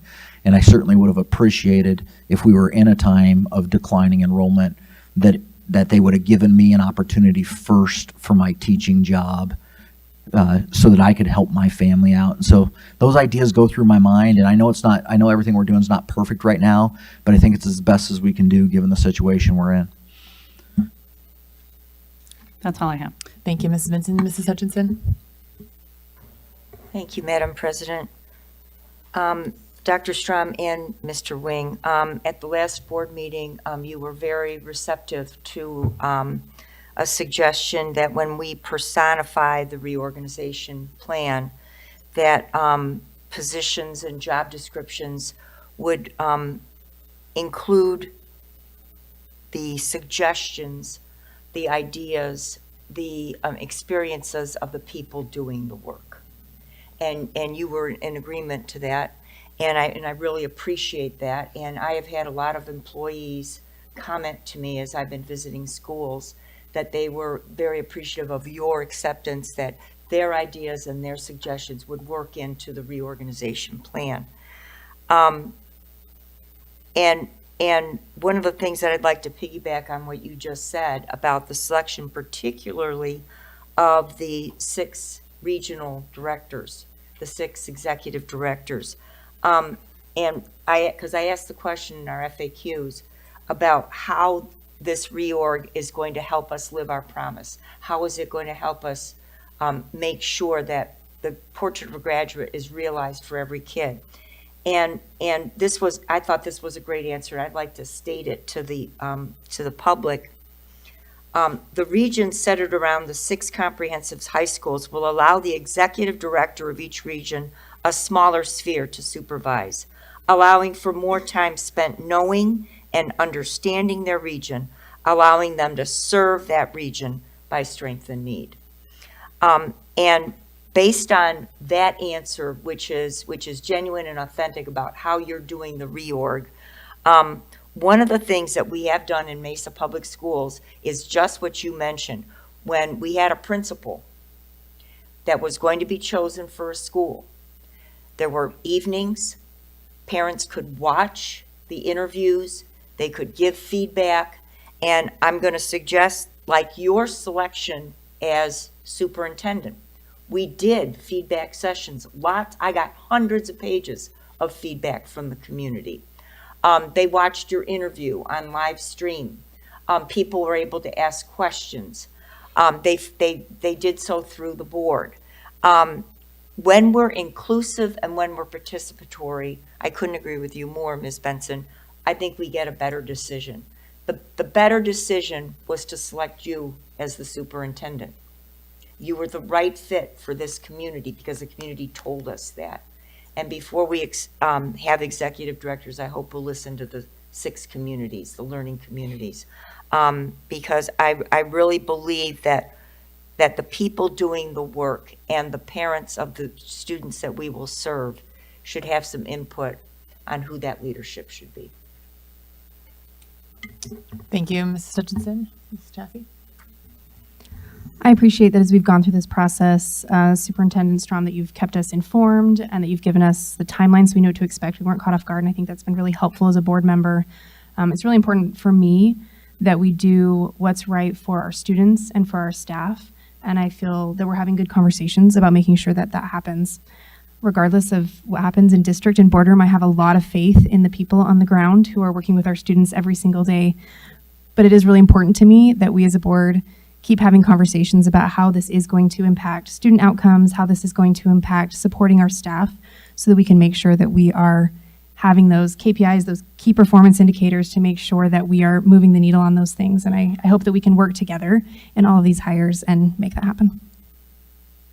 Thank you, Ms. Chappie. And just to agree with everything that's been said, and I know what a KPI is. I was really proud of myself that I knew that acronym when you said it.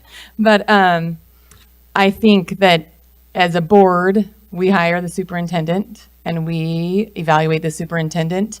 And part of that will be watching how his staff does as they take these new roles and part of his evaluation. And so, you know, we've given him the duty to hire his staff and go forward. And our job is to then evaluate him and how things are going. And so as we move forward, I appreciate the discussion here tonight and how that change is hard. We know that it's hard. And so it's never easy. And like I've said, let's have grace with each other as we move through these times. And I appreciate that. Is there any other question? Madam President, Yes. one more piggyback. Dr. Strom, can you make, for transparency's sake, is it possible to list, put on our website, the job descriptions for each of the 2 different, is it already there? It is. So I get why it may not be public because we posted internal. But yeah, I mean, job descriptions are public information. So yeah, I mean, typically when it's posted at internal, external, the job description would be out in public anyways. So yeah. So is it already publicly available? It might not be. So I'm wondering if it is right now. I'm looking at Justin. It might not be because it was an internal posting only. But what I'm trying to say is it's not that big of a deal to post it because if you post them externally, job descriptions get published as well. So I think for transparency's sake, and I agree, Madam President, that grace needs to be shown. It's a challenging time and change is difficult. We did hire you to direct the district and to pivot. again, I think that you were very responsive to feedback. So I personally appreciate that. But if we, for transparency's sake, if we can list, make it easy for our community members to see, here are the job descriptions, and potentially the KPIs as well, the metrics that we're going to be using to. Those were all, I just need you to hear, everyone to hear, those were always intended to be public, the key performance indicators. Okay. We're finalizing those with research and evaluation. We've been working all summer, and we want to have dashboards up where we can see those key KPIs by school. So That's great, because really, I think what I overall heard from the community, people that reached out, is they want to make sure their voices are heard, that we're open to feedback, that we can pivot to do what is best for students and be responsive in the moment. I do, Member Hutchinson, also love the idea of the regional. I think smaller is better. I think that is good, and I think over time, I think we're going to see a positive shift in the vibe, hopefully. So if we can have as much transparency as possible and make it easy for our parents to access that rather than having to search on our website. It's annoying. Any other questions, comments? Seeing none, Ms. Kerber, will you please take our vote?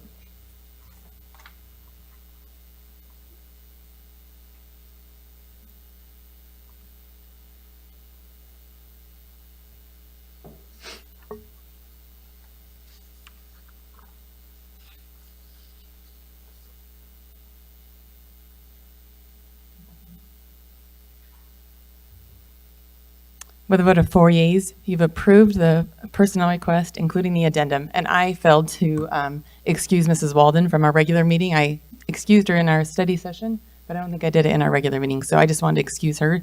She is with her family out of town. We are going to move on to consent. All items will be considered as a group and will be approved with one motion. If a board member would like us to spotlight or comment on a consent agenda item, please do so after the vote. Do I have a motion to approve the consent agenda according to the recommended action for each item? So moved. Do I have a second? I'll second it. Thank you. Ms. Kirby, will you please take our vote?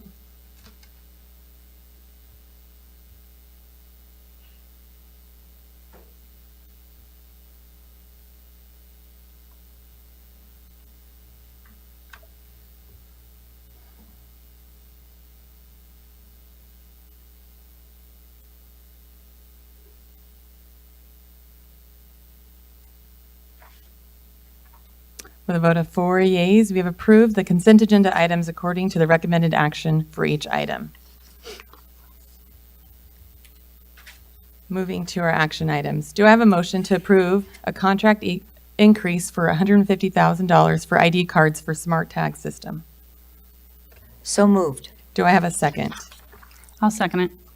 Any discussion? I'll start to my right. I'm going to get used to this. Mrs. Hutchinson, did you have any? No, Madam President, I do not. Thank you. Mrs. Benson? The only question I have is, I think this is the one that is the sole source. Is that accurate? So I had somebody reach out and say, how does the board know that it's a sole source?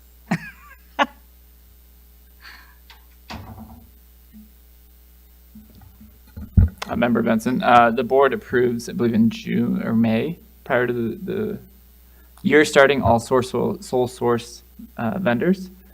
I would have to confirm what board meeting that was approved at, but there's traditionally a approved sole source list of vendors prior to the school year starting that the board approves. Sole source they're the only vendor that we had for that item, correct? Is that? Correct, yeah, that the sole source means our purchasing department deemed that we cannot get this resource from any other vendor. Okay, so it's the purchasing department makes that estimation, and we're pretty confident. That was the question. I was like, I have no idea. Yeah, Miss Hamilton has been doing purchasing for 20 plus years. She's well commended. Miss Hamilton, our purchasing director, has been doing purchasing for 20 years. She's well commended in the industry. Perfect. And her expertise are Thank you. trustworthy. Mr. Moore, two questions. One, you haven't been a CFO somewhere else. I thought it was part of the auditing process. Don't the auditors check whether we are validly assigning sole source or not? Yeah, Dr. Strum is correct. The auditors also verify that list and ensure that the sole source determination that we're providing and the justification that we're doing is valid. And so we have not had any audit findings related to sole source, so those justifications have been verified. And then one more for the general public. You can sole source, and it's a little misleading because of the title, but you can sole source if you have like a software system and the integration services to go to a new software system would be cost prohibitive. Even though there's multiple software systems in that arena, it may cost you $2.5 million to move data from one system to another system, and therefore it's sole source because of the amount of time you've had with that vendor building that data set you have. This is often in student information systems where this occurs, like our student information systems synergy. There's nuances to it, and then my reason to explain that is sometimes the word sole source doesn't make sense because community goes, oh, there's other people that do that. Yeah, but there's other considerations as well. Thank you. Thank you. Ms. Chaffee? Mr. Moore, I know that this is going toward the smart tag systems, these ID cards that have made it easier and safer for kids to get on and off the bus and have made our lunch lines smoother and have provided some safety and security for our students entering and exiting campus, and that this increase goes toward replacing ID cards. I can tell you at my house, we've had to replace a couple already with my kiddos. Is there a way we can look at maybe mitigating this expense next year? I just want you to kind of think about this for next year, that we can work on helping sites reduce the number of lost IDs. So I know that we have some sites that don't have any bus riders. Maybe we can look at some options where they're maybe not around their neck the whole time, or something that we can help prevent some of that loss and really be smart with the funds that we have set aside for these smart tags. Yeah, certainly as a first year implementation of any product, right, there's going to be some pros and cons, and then some I would say lessons learned. And so we'll consider those as we evaluate this into next year. So thank you. Ms. Chaffee, just clarifying, you're meaning like elementary schools not having to carry versus our junior high and high school? Yes, and again, saying, with superintendency and safety and security, but I just think there are some sites that we could look at. How can we help reduce the number of lost IDs? Are there some strategies we can implement to reduce the cost that's invested in these? Thank you. Just wanted to check. Any other questions, comments? Seeing none, Ms. Kerr, will you please take our vote?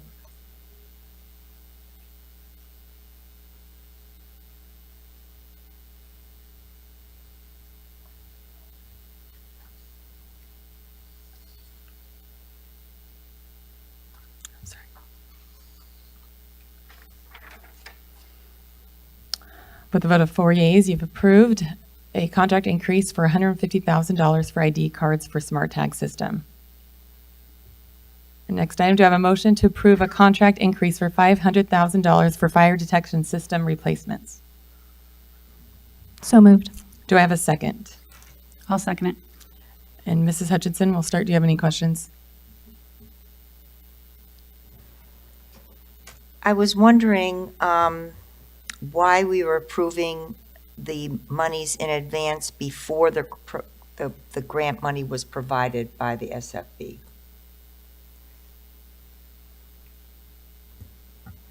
Member Hutchinson, we're just being proactive in the sense that a lot of these items in terms of especially fire security communication systems take a while to procure. Okay. And so getting advance ahead of the the approval of potentially getting school facilities grant money allows us to have a seamless implementation with our maintenance team and plan if we do have opportunity during breaks or summer. And so this is just a proactive measure that we're taking to try to, again, alleviate the impact on our classrooms when students are in session and maximize our opportunities when we have breaks. I would assume that going through the school facilities board at times can be a laborious process that takes some time, and I appreciate you being proactive in the case of particularly maintaining our kids' safety. So thank you. Wanted to make sure that got explained. Thank you. Ms. Benson? I just have a quick question, Mr. Moore. If the is it the SFOB? These acronyms. Drives me crazy. If that grant does not come through, where will the funding for this come from? So if the funding does not get approved, more than likely these will be deferred, and it will be in the long line of deferred maintenance that we have across our district. And we've talked about it several times today in terms of capital needs. This is on the list. And so this grant funding is one of the only reasons that why we'd be looking at replacing this unless it had complete failure. And so this would go on the list of deferred maintenance. So have we had, being new on the board, is the SFOB, have we had success with them approving grants for us in the past? Yeah, a You're lot new of too, success. so maybe I have to ask somebody else. No, a lot of success. I've outwardly witnessed Mesa and my other working in other districts. Seen, I'm more or less jealous of Mesa's success with getting SFOB grant funding, and so I'm happy now to be a part of Mesa's team and be on the other side of the table. So no, our director of maintenance and operations, Mr. Kramer, and his team do a fabulous job of getting applications in and receiving grant applications. We actually have scheduled at a future board meeting to go over our success with this that application process and highlight some of the wins that Ms. Snyder highlighted with Red Mountain today. That was almost $1 million, and so we do a heavy lift of trying to get alternative funding to support our needs, and we will highlight that at a future board meeting. Do you love how I seed planted? You can Thank you. Yeah. highlight Mesa that way. Thank you. Thank you, Ms. Chaffee. Can you just explain to everyone else what SFOB means and what that funding source is? Yeah, let me do my best to explain the complicated complexities of school finance. So the SFOB is a oversight committee that the state oversees.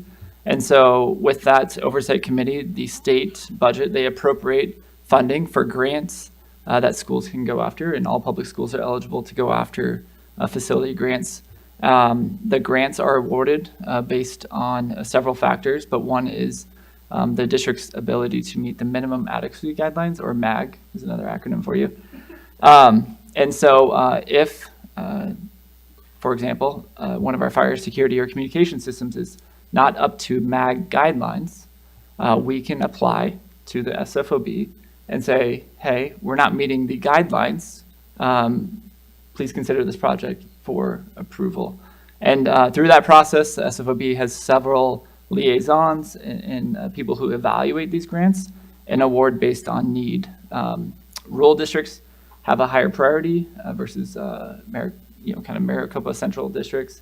And there's a long list of evaluation process that goes through. And $200 million is awarded this legislative cycle. And if you can imagine, $200 million across the whole state does not go very far. And so, again, the state does prioritize these grant funds and tries to allocate them on greatest need. But I think that highlights kind of the program a little bit. And again, we've gotten a large majority of that $200 million every single year in Mesa Public Schools. And so I don't know if that highlights our need or highlights our advocacy towards trying to pursue these grants, but it's a combination of both. So, Mr. Mueller, can I clarify one thing? Yeah. You said large majority of the 200 million. You mean a disproportionate? We always capture a disproportionate share compared to our student population. Because the community needs to know we're not getting $100 million of the $200 million.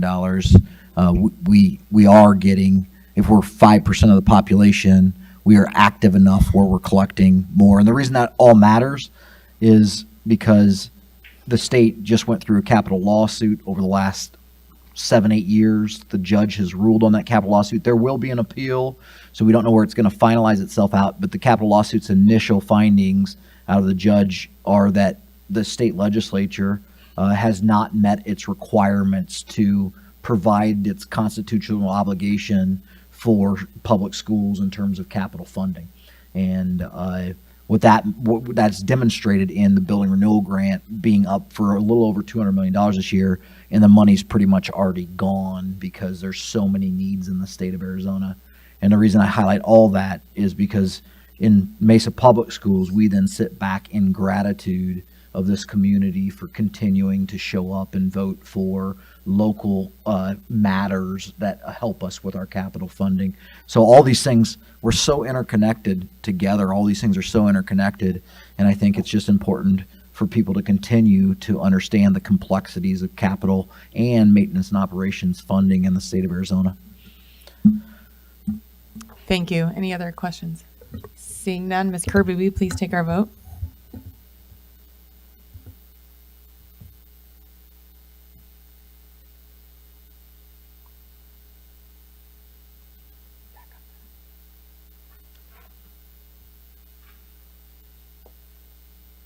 With a vote of 4 yeas, we have approved a contract increase for $500,000 for fire detection system replacements. This now brings us to our information items. We're looking forward to hearing the progress being made on school opportunities for the 2026-27 school year.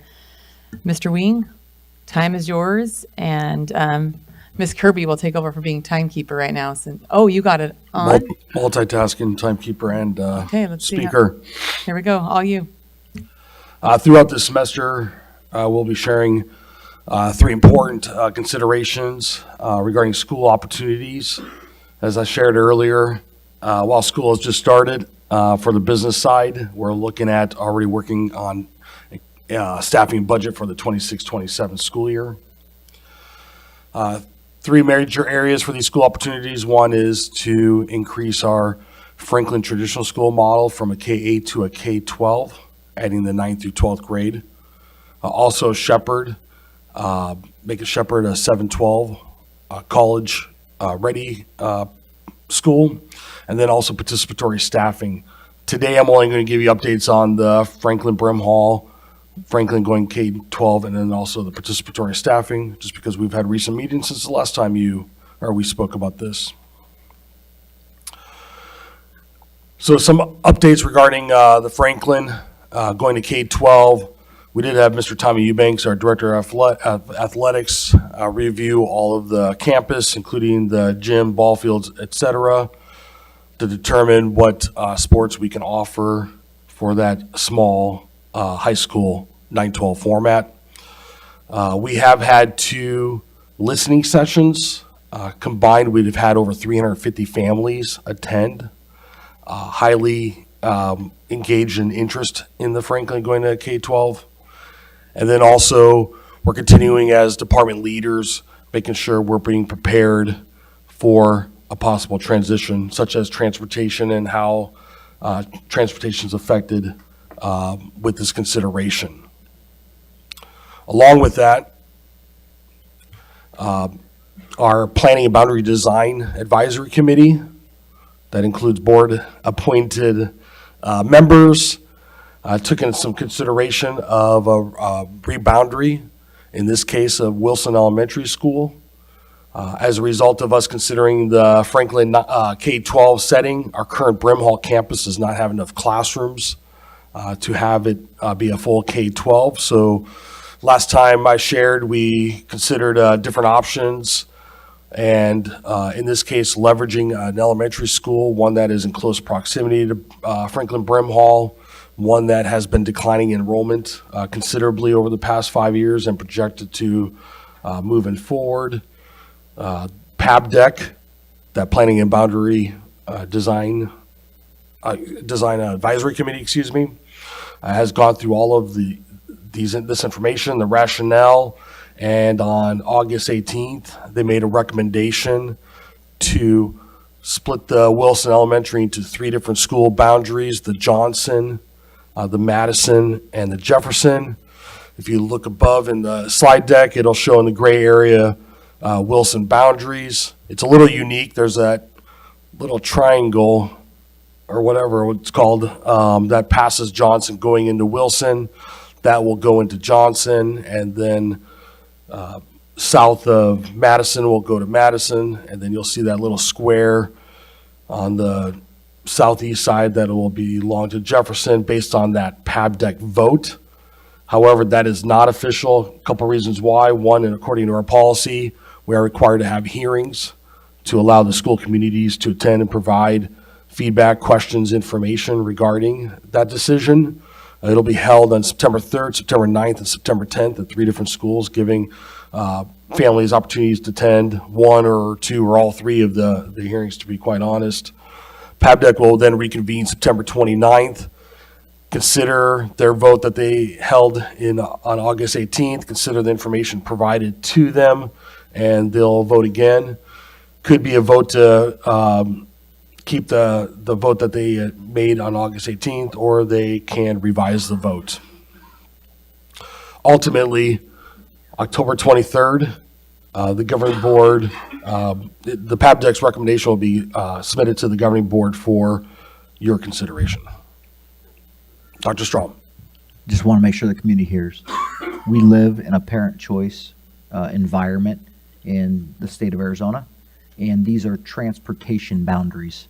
In short, if you live in any of these boundaries, you can open enroll to any of these schools that you want to. If you live in the former Wilson boundaries and you want to go to Franklin at Wilson, you can attend Franklin at Wilson.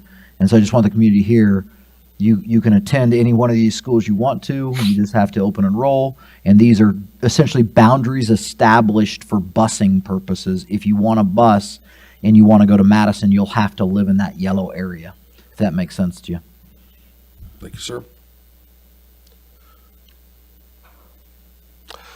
All the public hearings, thanks to Mrs. Kirby for facilitating this, will follow open meeting laws and governing board policy. Will be live streamed. It will be recorded and available as well.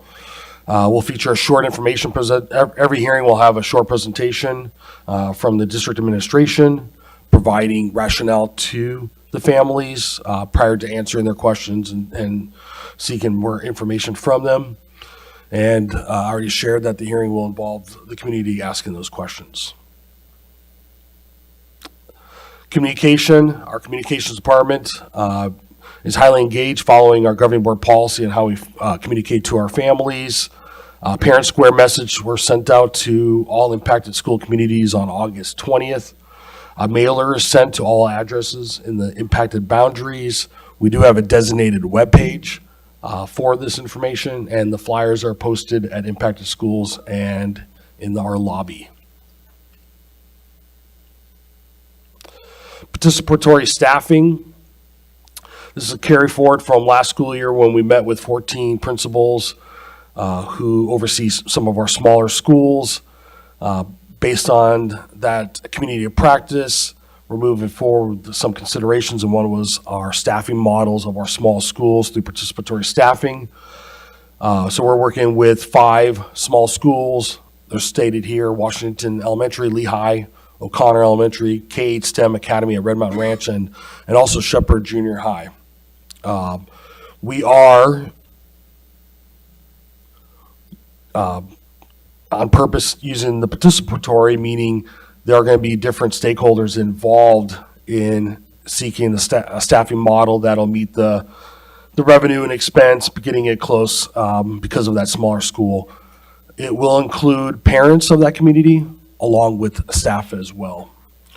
And just a reminder, in early spring, the governing board in a public forum participated in a school revenue and expense staffing analysis activity, and even kind of featured how can you get closer to the revenue side rather than being read by, I think one example was like 30%, et cetera.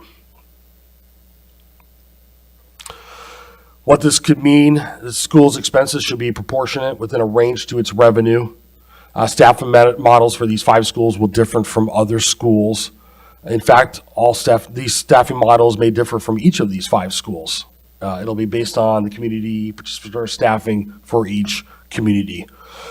We've already has established this practice in our Franklin models, our Mesa Academy advanced studies, where special area offerings, for example, differ from other schools, again, with input from parents and other stakeholders. And I gave a couple examples. That doesn't mean one will have to go by that, but one school and the stakeholders may prefer a Mesa Academy, one may a STEM Academy, an Arts Academy, a STEAM Academy, et cetera. Those are just some examples we're sharing. So those are just updates. Open for any questions. Thank you, Mr. Wing. Mrs. Hutchinson? I'd like to ask a couple of questions on the participatory staffing. If you take a look at the staffing models, it mentions that the staffing models would be based on special offerings at each school. And if I'm looking at the 5 schools, they represent 4 different learning communities in the district. And they serve very different populations in our district. But I guess the question I have is that the special offerings at each school are mentioned, but how would participatory staffing meet the unique needs of the children attending that school? I visited a school this week that has the highest number of homeless students in the district.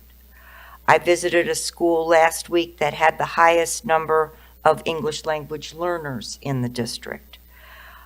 We all know that there are certain schools where there is more prevalence of poverty, of trauma. What I want to make sure is that we are truly meeting the unique needs of kids so that they can be prepared to learn and they have the opportunity to learn. Could you address how participatory staffing can meet the unique needs of some of our subgroup populations? And I may not have been clear, but each of the schools will hold its own participatory staffing, not all 5 combined. So each principal and district member will lead the stakeholder group to determine the needs of the students. One way is to provide more flexible staffing. Right now, a lot of our elementary schools, you have one of this, you have one of this, you have one of this, but as schools continue to get smaller, it's just not sustainable to provide the same staffing for a school with 300 students as a school with 800 students.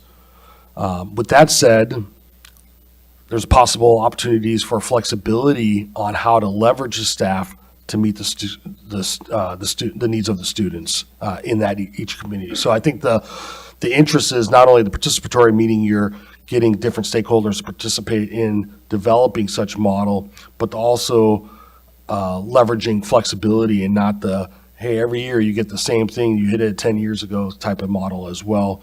And I shared that at the Franklin schools, and we already have some schools that have kind of participated in it without technically using the term participatory staffing or flexible staffing. Maybe I wasn't clear. I'm really concerned that the schools are getting, as you mentioned, the same staffing. In other words, they're getting a pot of resources to pick from. But some schools need more resources. Some schools need more adults to help these children. And are we making sure that the schools that have kids with incredible needs, are we making sure that there are enough adults to take care of these children to ensure that they have the opportunity to learn? We can't have the same resources for every school. So there's a lot of concepts in your question. Yeah. And I'm going to start with the first one. When there's competition within a scarce economic environment for a limited amount of whatever the widget is, in this case we're going to talk dollars, if it's scarce to begin with, dividing the scarce dollars across systems disproportionately to advantage a group that needs it when the other group is already running scarce is tough. That's the state of Arizona right now, right? We have scarce dollars. We're 49th funded in the state, and the dilemma in school finance is we understand there are communities that have more needs than other communities, but essentially most of the public schools in the state of Arizona there are some school districts that get an awful lot amount of extra funding and things like we don't in this district. We cap, this governing board has capped, probably rightfully so, because it helps the taxpayers out, but they get an awful lot of DSEG money, right, into the tune of 50, 60, 70 million dollars. So there are some districts that aren't like this, but in terms of most districts in the state of Arizona, the resources are scarce. And so when you start talking about dividing up resources to schools, it becomes difficult because it's already scarce. So that's the first concept. The second concept, what school systems typically do in a school finance arena is you will run some schools at bigger economies of scale in order to create a pot of money that you can then look at distributing to other schools who may need more resources. In Mesa Public Schools, that's the way this has played out, is we've ran really large high schools, and those really large high schools have enabled us to take our budget and think really uniquely for our elementary schools. Everything's interconnected, right? Everything's interconnected. And our high schools are starting to get smaller. And as our high schools get smaller, it's going to squeeze our resource decisions at the elementary school level. And it's just the fact of the demography of 3,000 students rolling through the system, or 3,500 students rolling through the system, instead of 5,000 students rolling through the system. And so our attempt in participatory staffing, which is designed to get community members in each one of these community environments involved in distributing the M&O dollars and the capital dollars that their site gets on a per student basis in a manner in which that community is amenable to, is a first attempt to say, hey, you are a smaller school. Now what resources do you need? And here's your pot of money to do it. Okay. What participatory staffing's not including is all the extra resources that come from the federal government. So it may mean that some of these schools need a little extra support in Title I dollars. And we did this last year, open up the Title I dollars to a menu of options.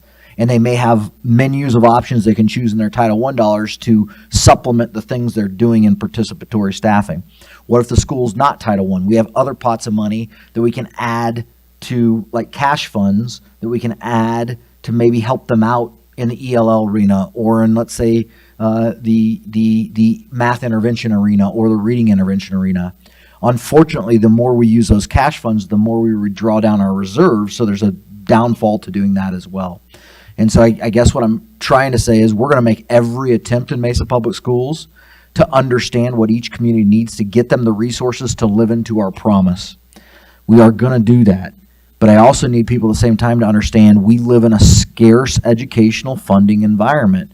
And I can't tell you a school that can go with less so another school can go with more, because across the board, most of our schools don't have the optimal funding that the state of Massachusetts or the state of New York has. And it's just where we're at. And we're not complaining. We're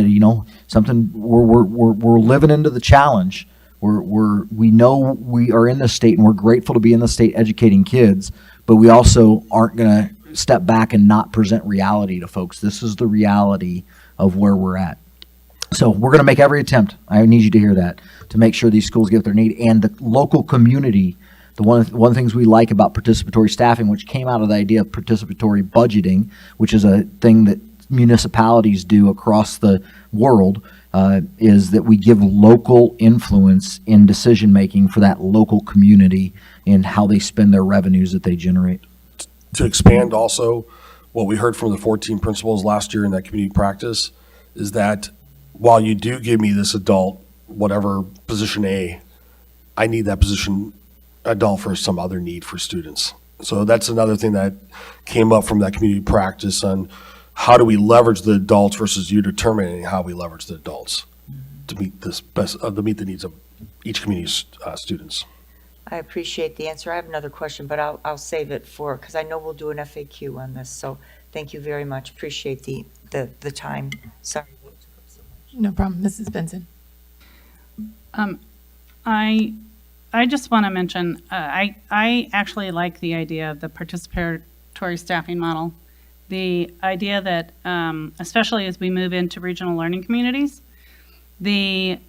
I see the ability for these elementaries to align with their junior high, which will align to their high school that they feed up to, which my hope would be that that starts to begin to change the decline, and that people begin to once again decide, hey, Mesa is where I should put my students rather than this charter school, because I know I'm going to be feeding up, assuming I stay in the same house. When we're looking at the PABDAC hearings and the change, when I went through this with Pomeroy and Sarine, and when Sarine opened up as a full Montessori campus, the students that were in Montessori at Pomeroy were given busing to Sarine. Are we going to do the same thing? I think we bus to Franklin anyway, right?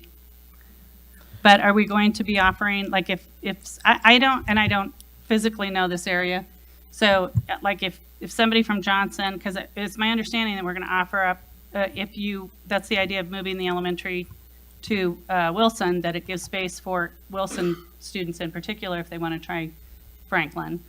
I'm assuming we're going to do the same thing for Johnson and Jefferson. Sorry, it's really small. Are we going to be offering busing for those kids? And when Pomeroy and Sarine did it, it was just for a year. We're currently working through all transportation solutions. We have committees of internal people who are taking feedback from the listening sessions and trying to think about problems that get brought up in the listening sessions. I do need to state, we do still have a bus driver, and this is not just Mesa Public Schools. Yep. We still do have a limited bus driver pool, and we still do have a resource problem with expanding our transportation routes in the Mesa Public School system. So right now, a common response is there will be no effort to take away current routes, and if current routes work for families, then they can certainly take advantage of those current routes to get to the place where they need to be. But we are also taking feedback from these listening sessions and seeing if there happens to be a solution set that doesn't take our resources to an absolute extreme measure. And right now it's getting towards extreme measures. Mr. Moore, did I overspeak? I think you said it perfectly. We're just evaluating all those options, as transportation is a resource and that does cost money, and we are limited on bus drivers. That is an area I've spent a lot of time at as we started the school. And so we're considering all those options as we evaluate this transition and trying to be wise, again, financially and fiscally with our commitments. So. Okay, I have one final question. We're trying to, are we modeling or piloting the participatory staffing model at these 5 schools with the hope of extending it to other campuses? Because to me, that provides the input for our community and teachers that they really want. So is this a pilot that we're going to expand, or are we limiting it? I mean, Dr. Strom shares that everything's connected, and the title of this slide deck is School Opportunities, because we want to maximize all of our school campuses and exhaust our effort to doing so.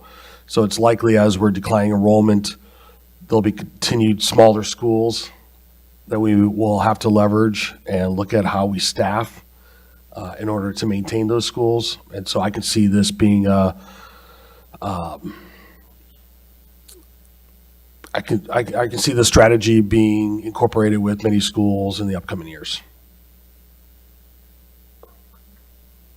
Mrs. Chaffee? I appreciate the flexibility of participatory staffing, and I know that we as a board had an opportunity to kind of go through that exercise. And I appreciate that it can be more than just a math equation of weighing the numbers, but also leaning into the strengths and needs of the community and the students and the staff we have. I think I heard you answer this, but I just wanted to clarify. Once these schools commit to a particular staffing model, like we saw, Ms. Gunderson in Eisenhower has an amazing choir, right? We have unique teachers who can offer unique things. Once a school commits to a particular staffing model or specials, are they stuck in that for for a certain number of time? Can they evaluate it every year? How will that work? They certainly are not going to be able to make changes throughout one particular year, but as far as year from year, I like to, the example would be Title I and how we leverage our Title I dollars. In essence, it is flexible staffing. So you can see a school having an emphasis and priority to improve reading outcomes. And so they may have a reading intervention specialist. It'll be unlikely that they rotate jobs every year. But as they accomplish their goals in reading, a few years later, during their comprehensive needs assessment, they may identify that math is an area of focus. And so they have some opportunities to change their staff. And what we don't want to do is and assume that the org charts from 1 year is going to be the org chart 10 years later, just like our department level as well. But it needs to be well thought, it needs to be meeting the needs of the students of that community.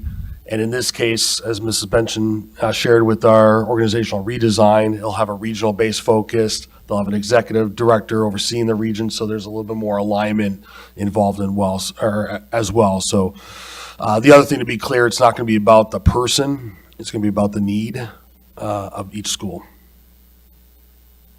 Okay, just a follow-up question. In evaluating our staff and looking at this restructuring of our campuses, are we anticipating that we will be needing fewer staff? Are we anticipating reducing the staff?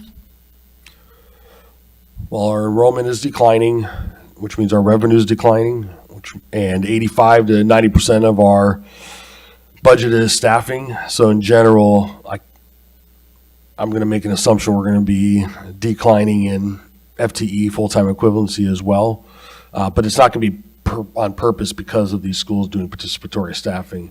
It'll be just based on our algorithm of how we staff schools in general and how we allocate. Part of the emphasis on our organizational redesign, which we shared with you on August 14th at the study session, we're intending on cutting about $3 million from the department level, the district level, to minimize the impact at the school level. Now, can we do that every year? You know, that's going to be, we're just getting tired, and we're just going to have to strategically look at how our expenses versus our revenues and game plan accordingly. But there is a possibility that if you go from 400 schools or 400 students to 300, you do lose full-time equivalency even now. And it's been the case for as long as at least my last 29 years. Staffing formulas are usually based on student enrollment. So let me just clarify that participatory staffing does not lead to a decrease in staffing, but overall enrollment, it declines. You are correct. Better said. Thank you. Thank you. Thank you. Regarding PABDEC and communication, will there be more, like a reminder going out on parents' where about those hearings? Just as a mom on 8/20, if I got it, I wouldn't be thinking until probably the week or, okay. Mrs. perfect. Snyder said yes. Thank you. I just want to make sure that we're communicating to our communities in the, social media, email, just making sure they're all aware of what's going on. And piggybacking on President Davis's remark, I'm wondering if we're reaching out to Franklin parents who have left the district. Are we reaching out to those parents that are maybe in our neighboring districts that might want this opportunity of a Franklin High School? Or are we only contacting the folks that are still in the district? From my understanding, and Mrs. Mann can correct me. Maybe, can sorry. Jen answer it maybe? Yeah. Sorry, she can, yeah. She'll go up to the mic. I'm sorry. I kind of was. She was in your general direction. I don't have a microphone over there. Yes, we will. We'll do more marketing. Should the Franklin High School come to fruition, then we will absolutely be doing marketing outside and to see if we can capture some of our former Franklin parents. Yeah. Thank you. Along the lines of the participatory staffing, will the job descriptions for our staff be clarified as far as if we hire someone that's, takes an indoor position because of health reasons, and then because of participatory staffing, they need someone on the and I know sometimes this happens, need them on the playground, but then they end up staying there. Like, are we going to be very transparent on what these job responsibilities are for our staff as far as with this new way of doing things?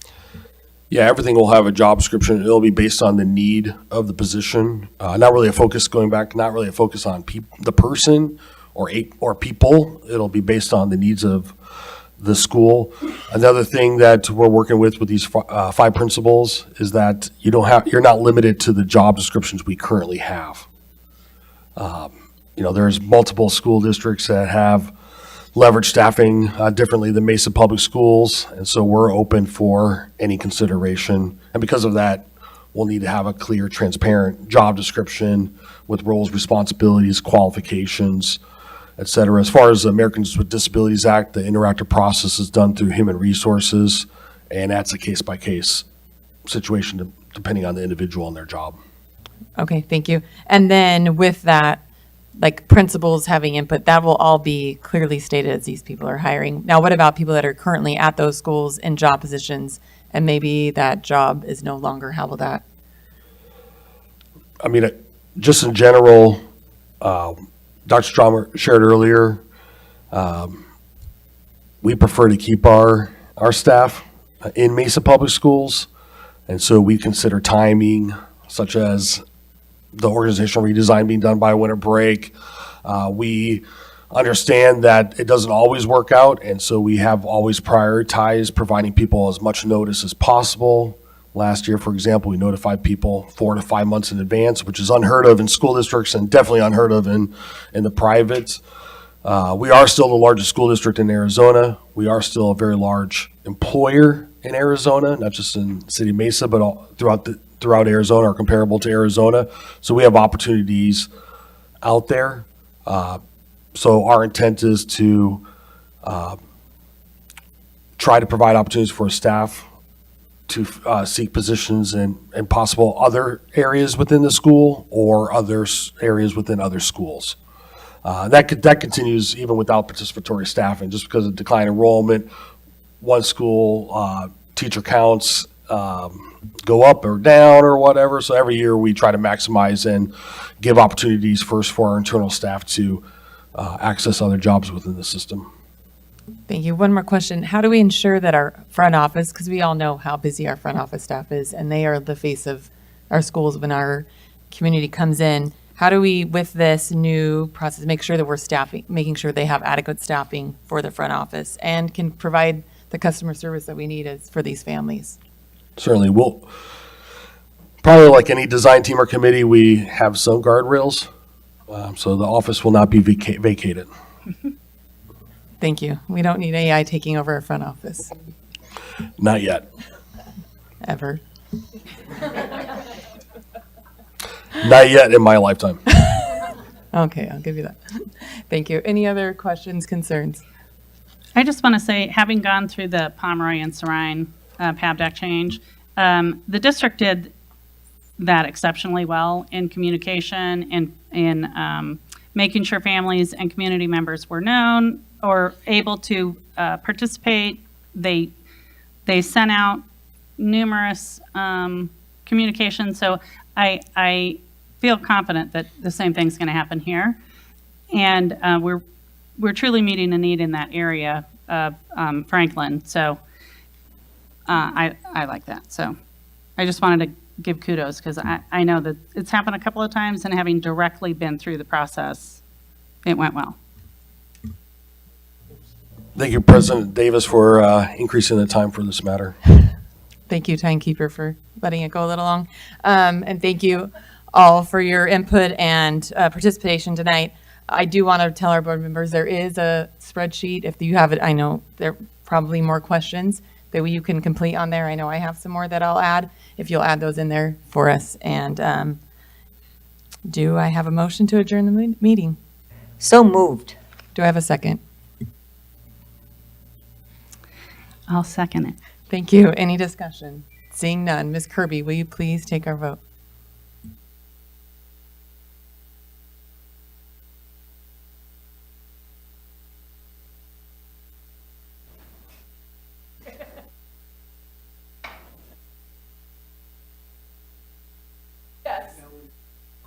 With a vote of 4 yeas, we've adjourned the meeting at 7:54. Thank you all for being here tonight and have a wonderful weekend.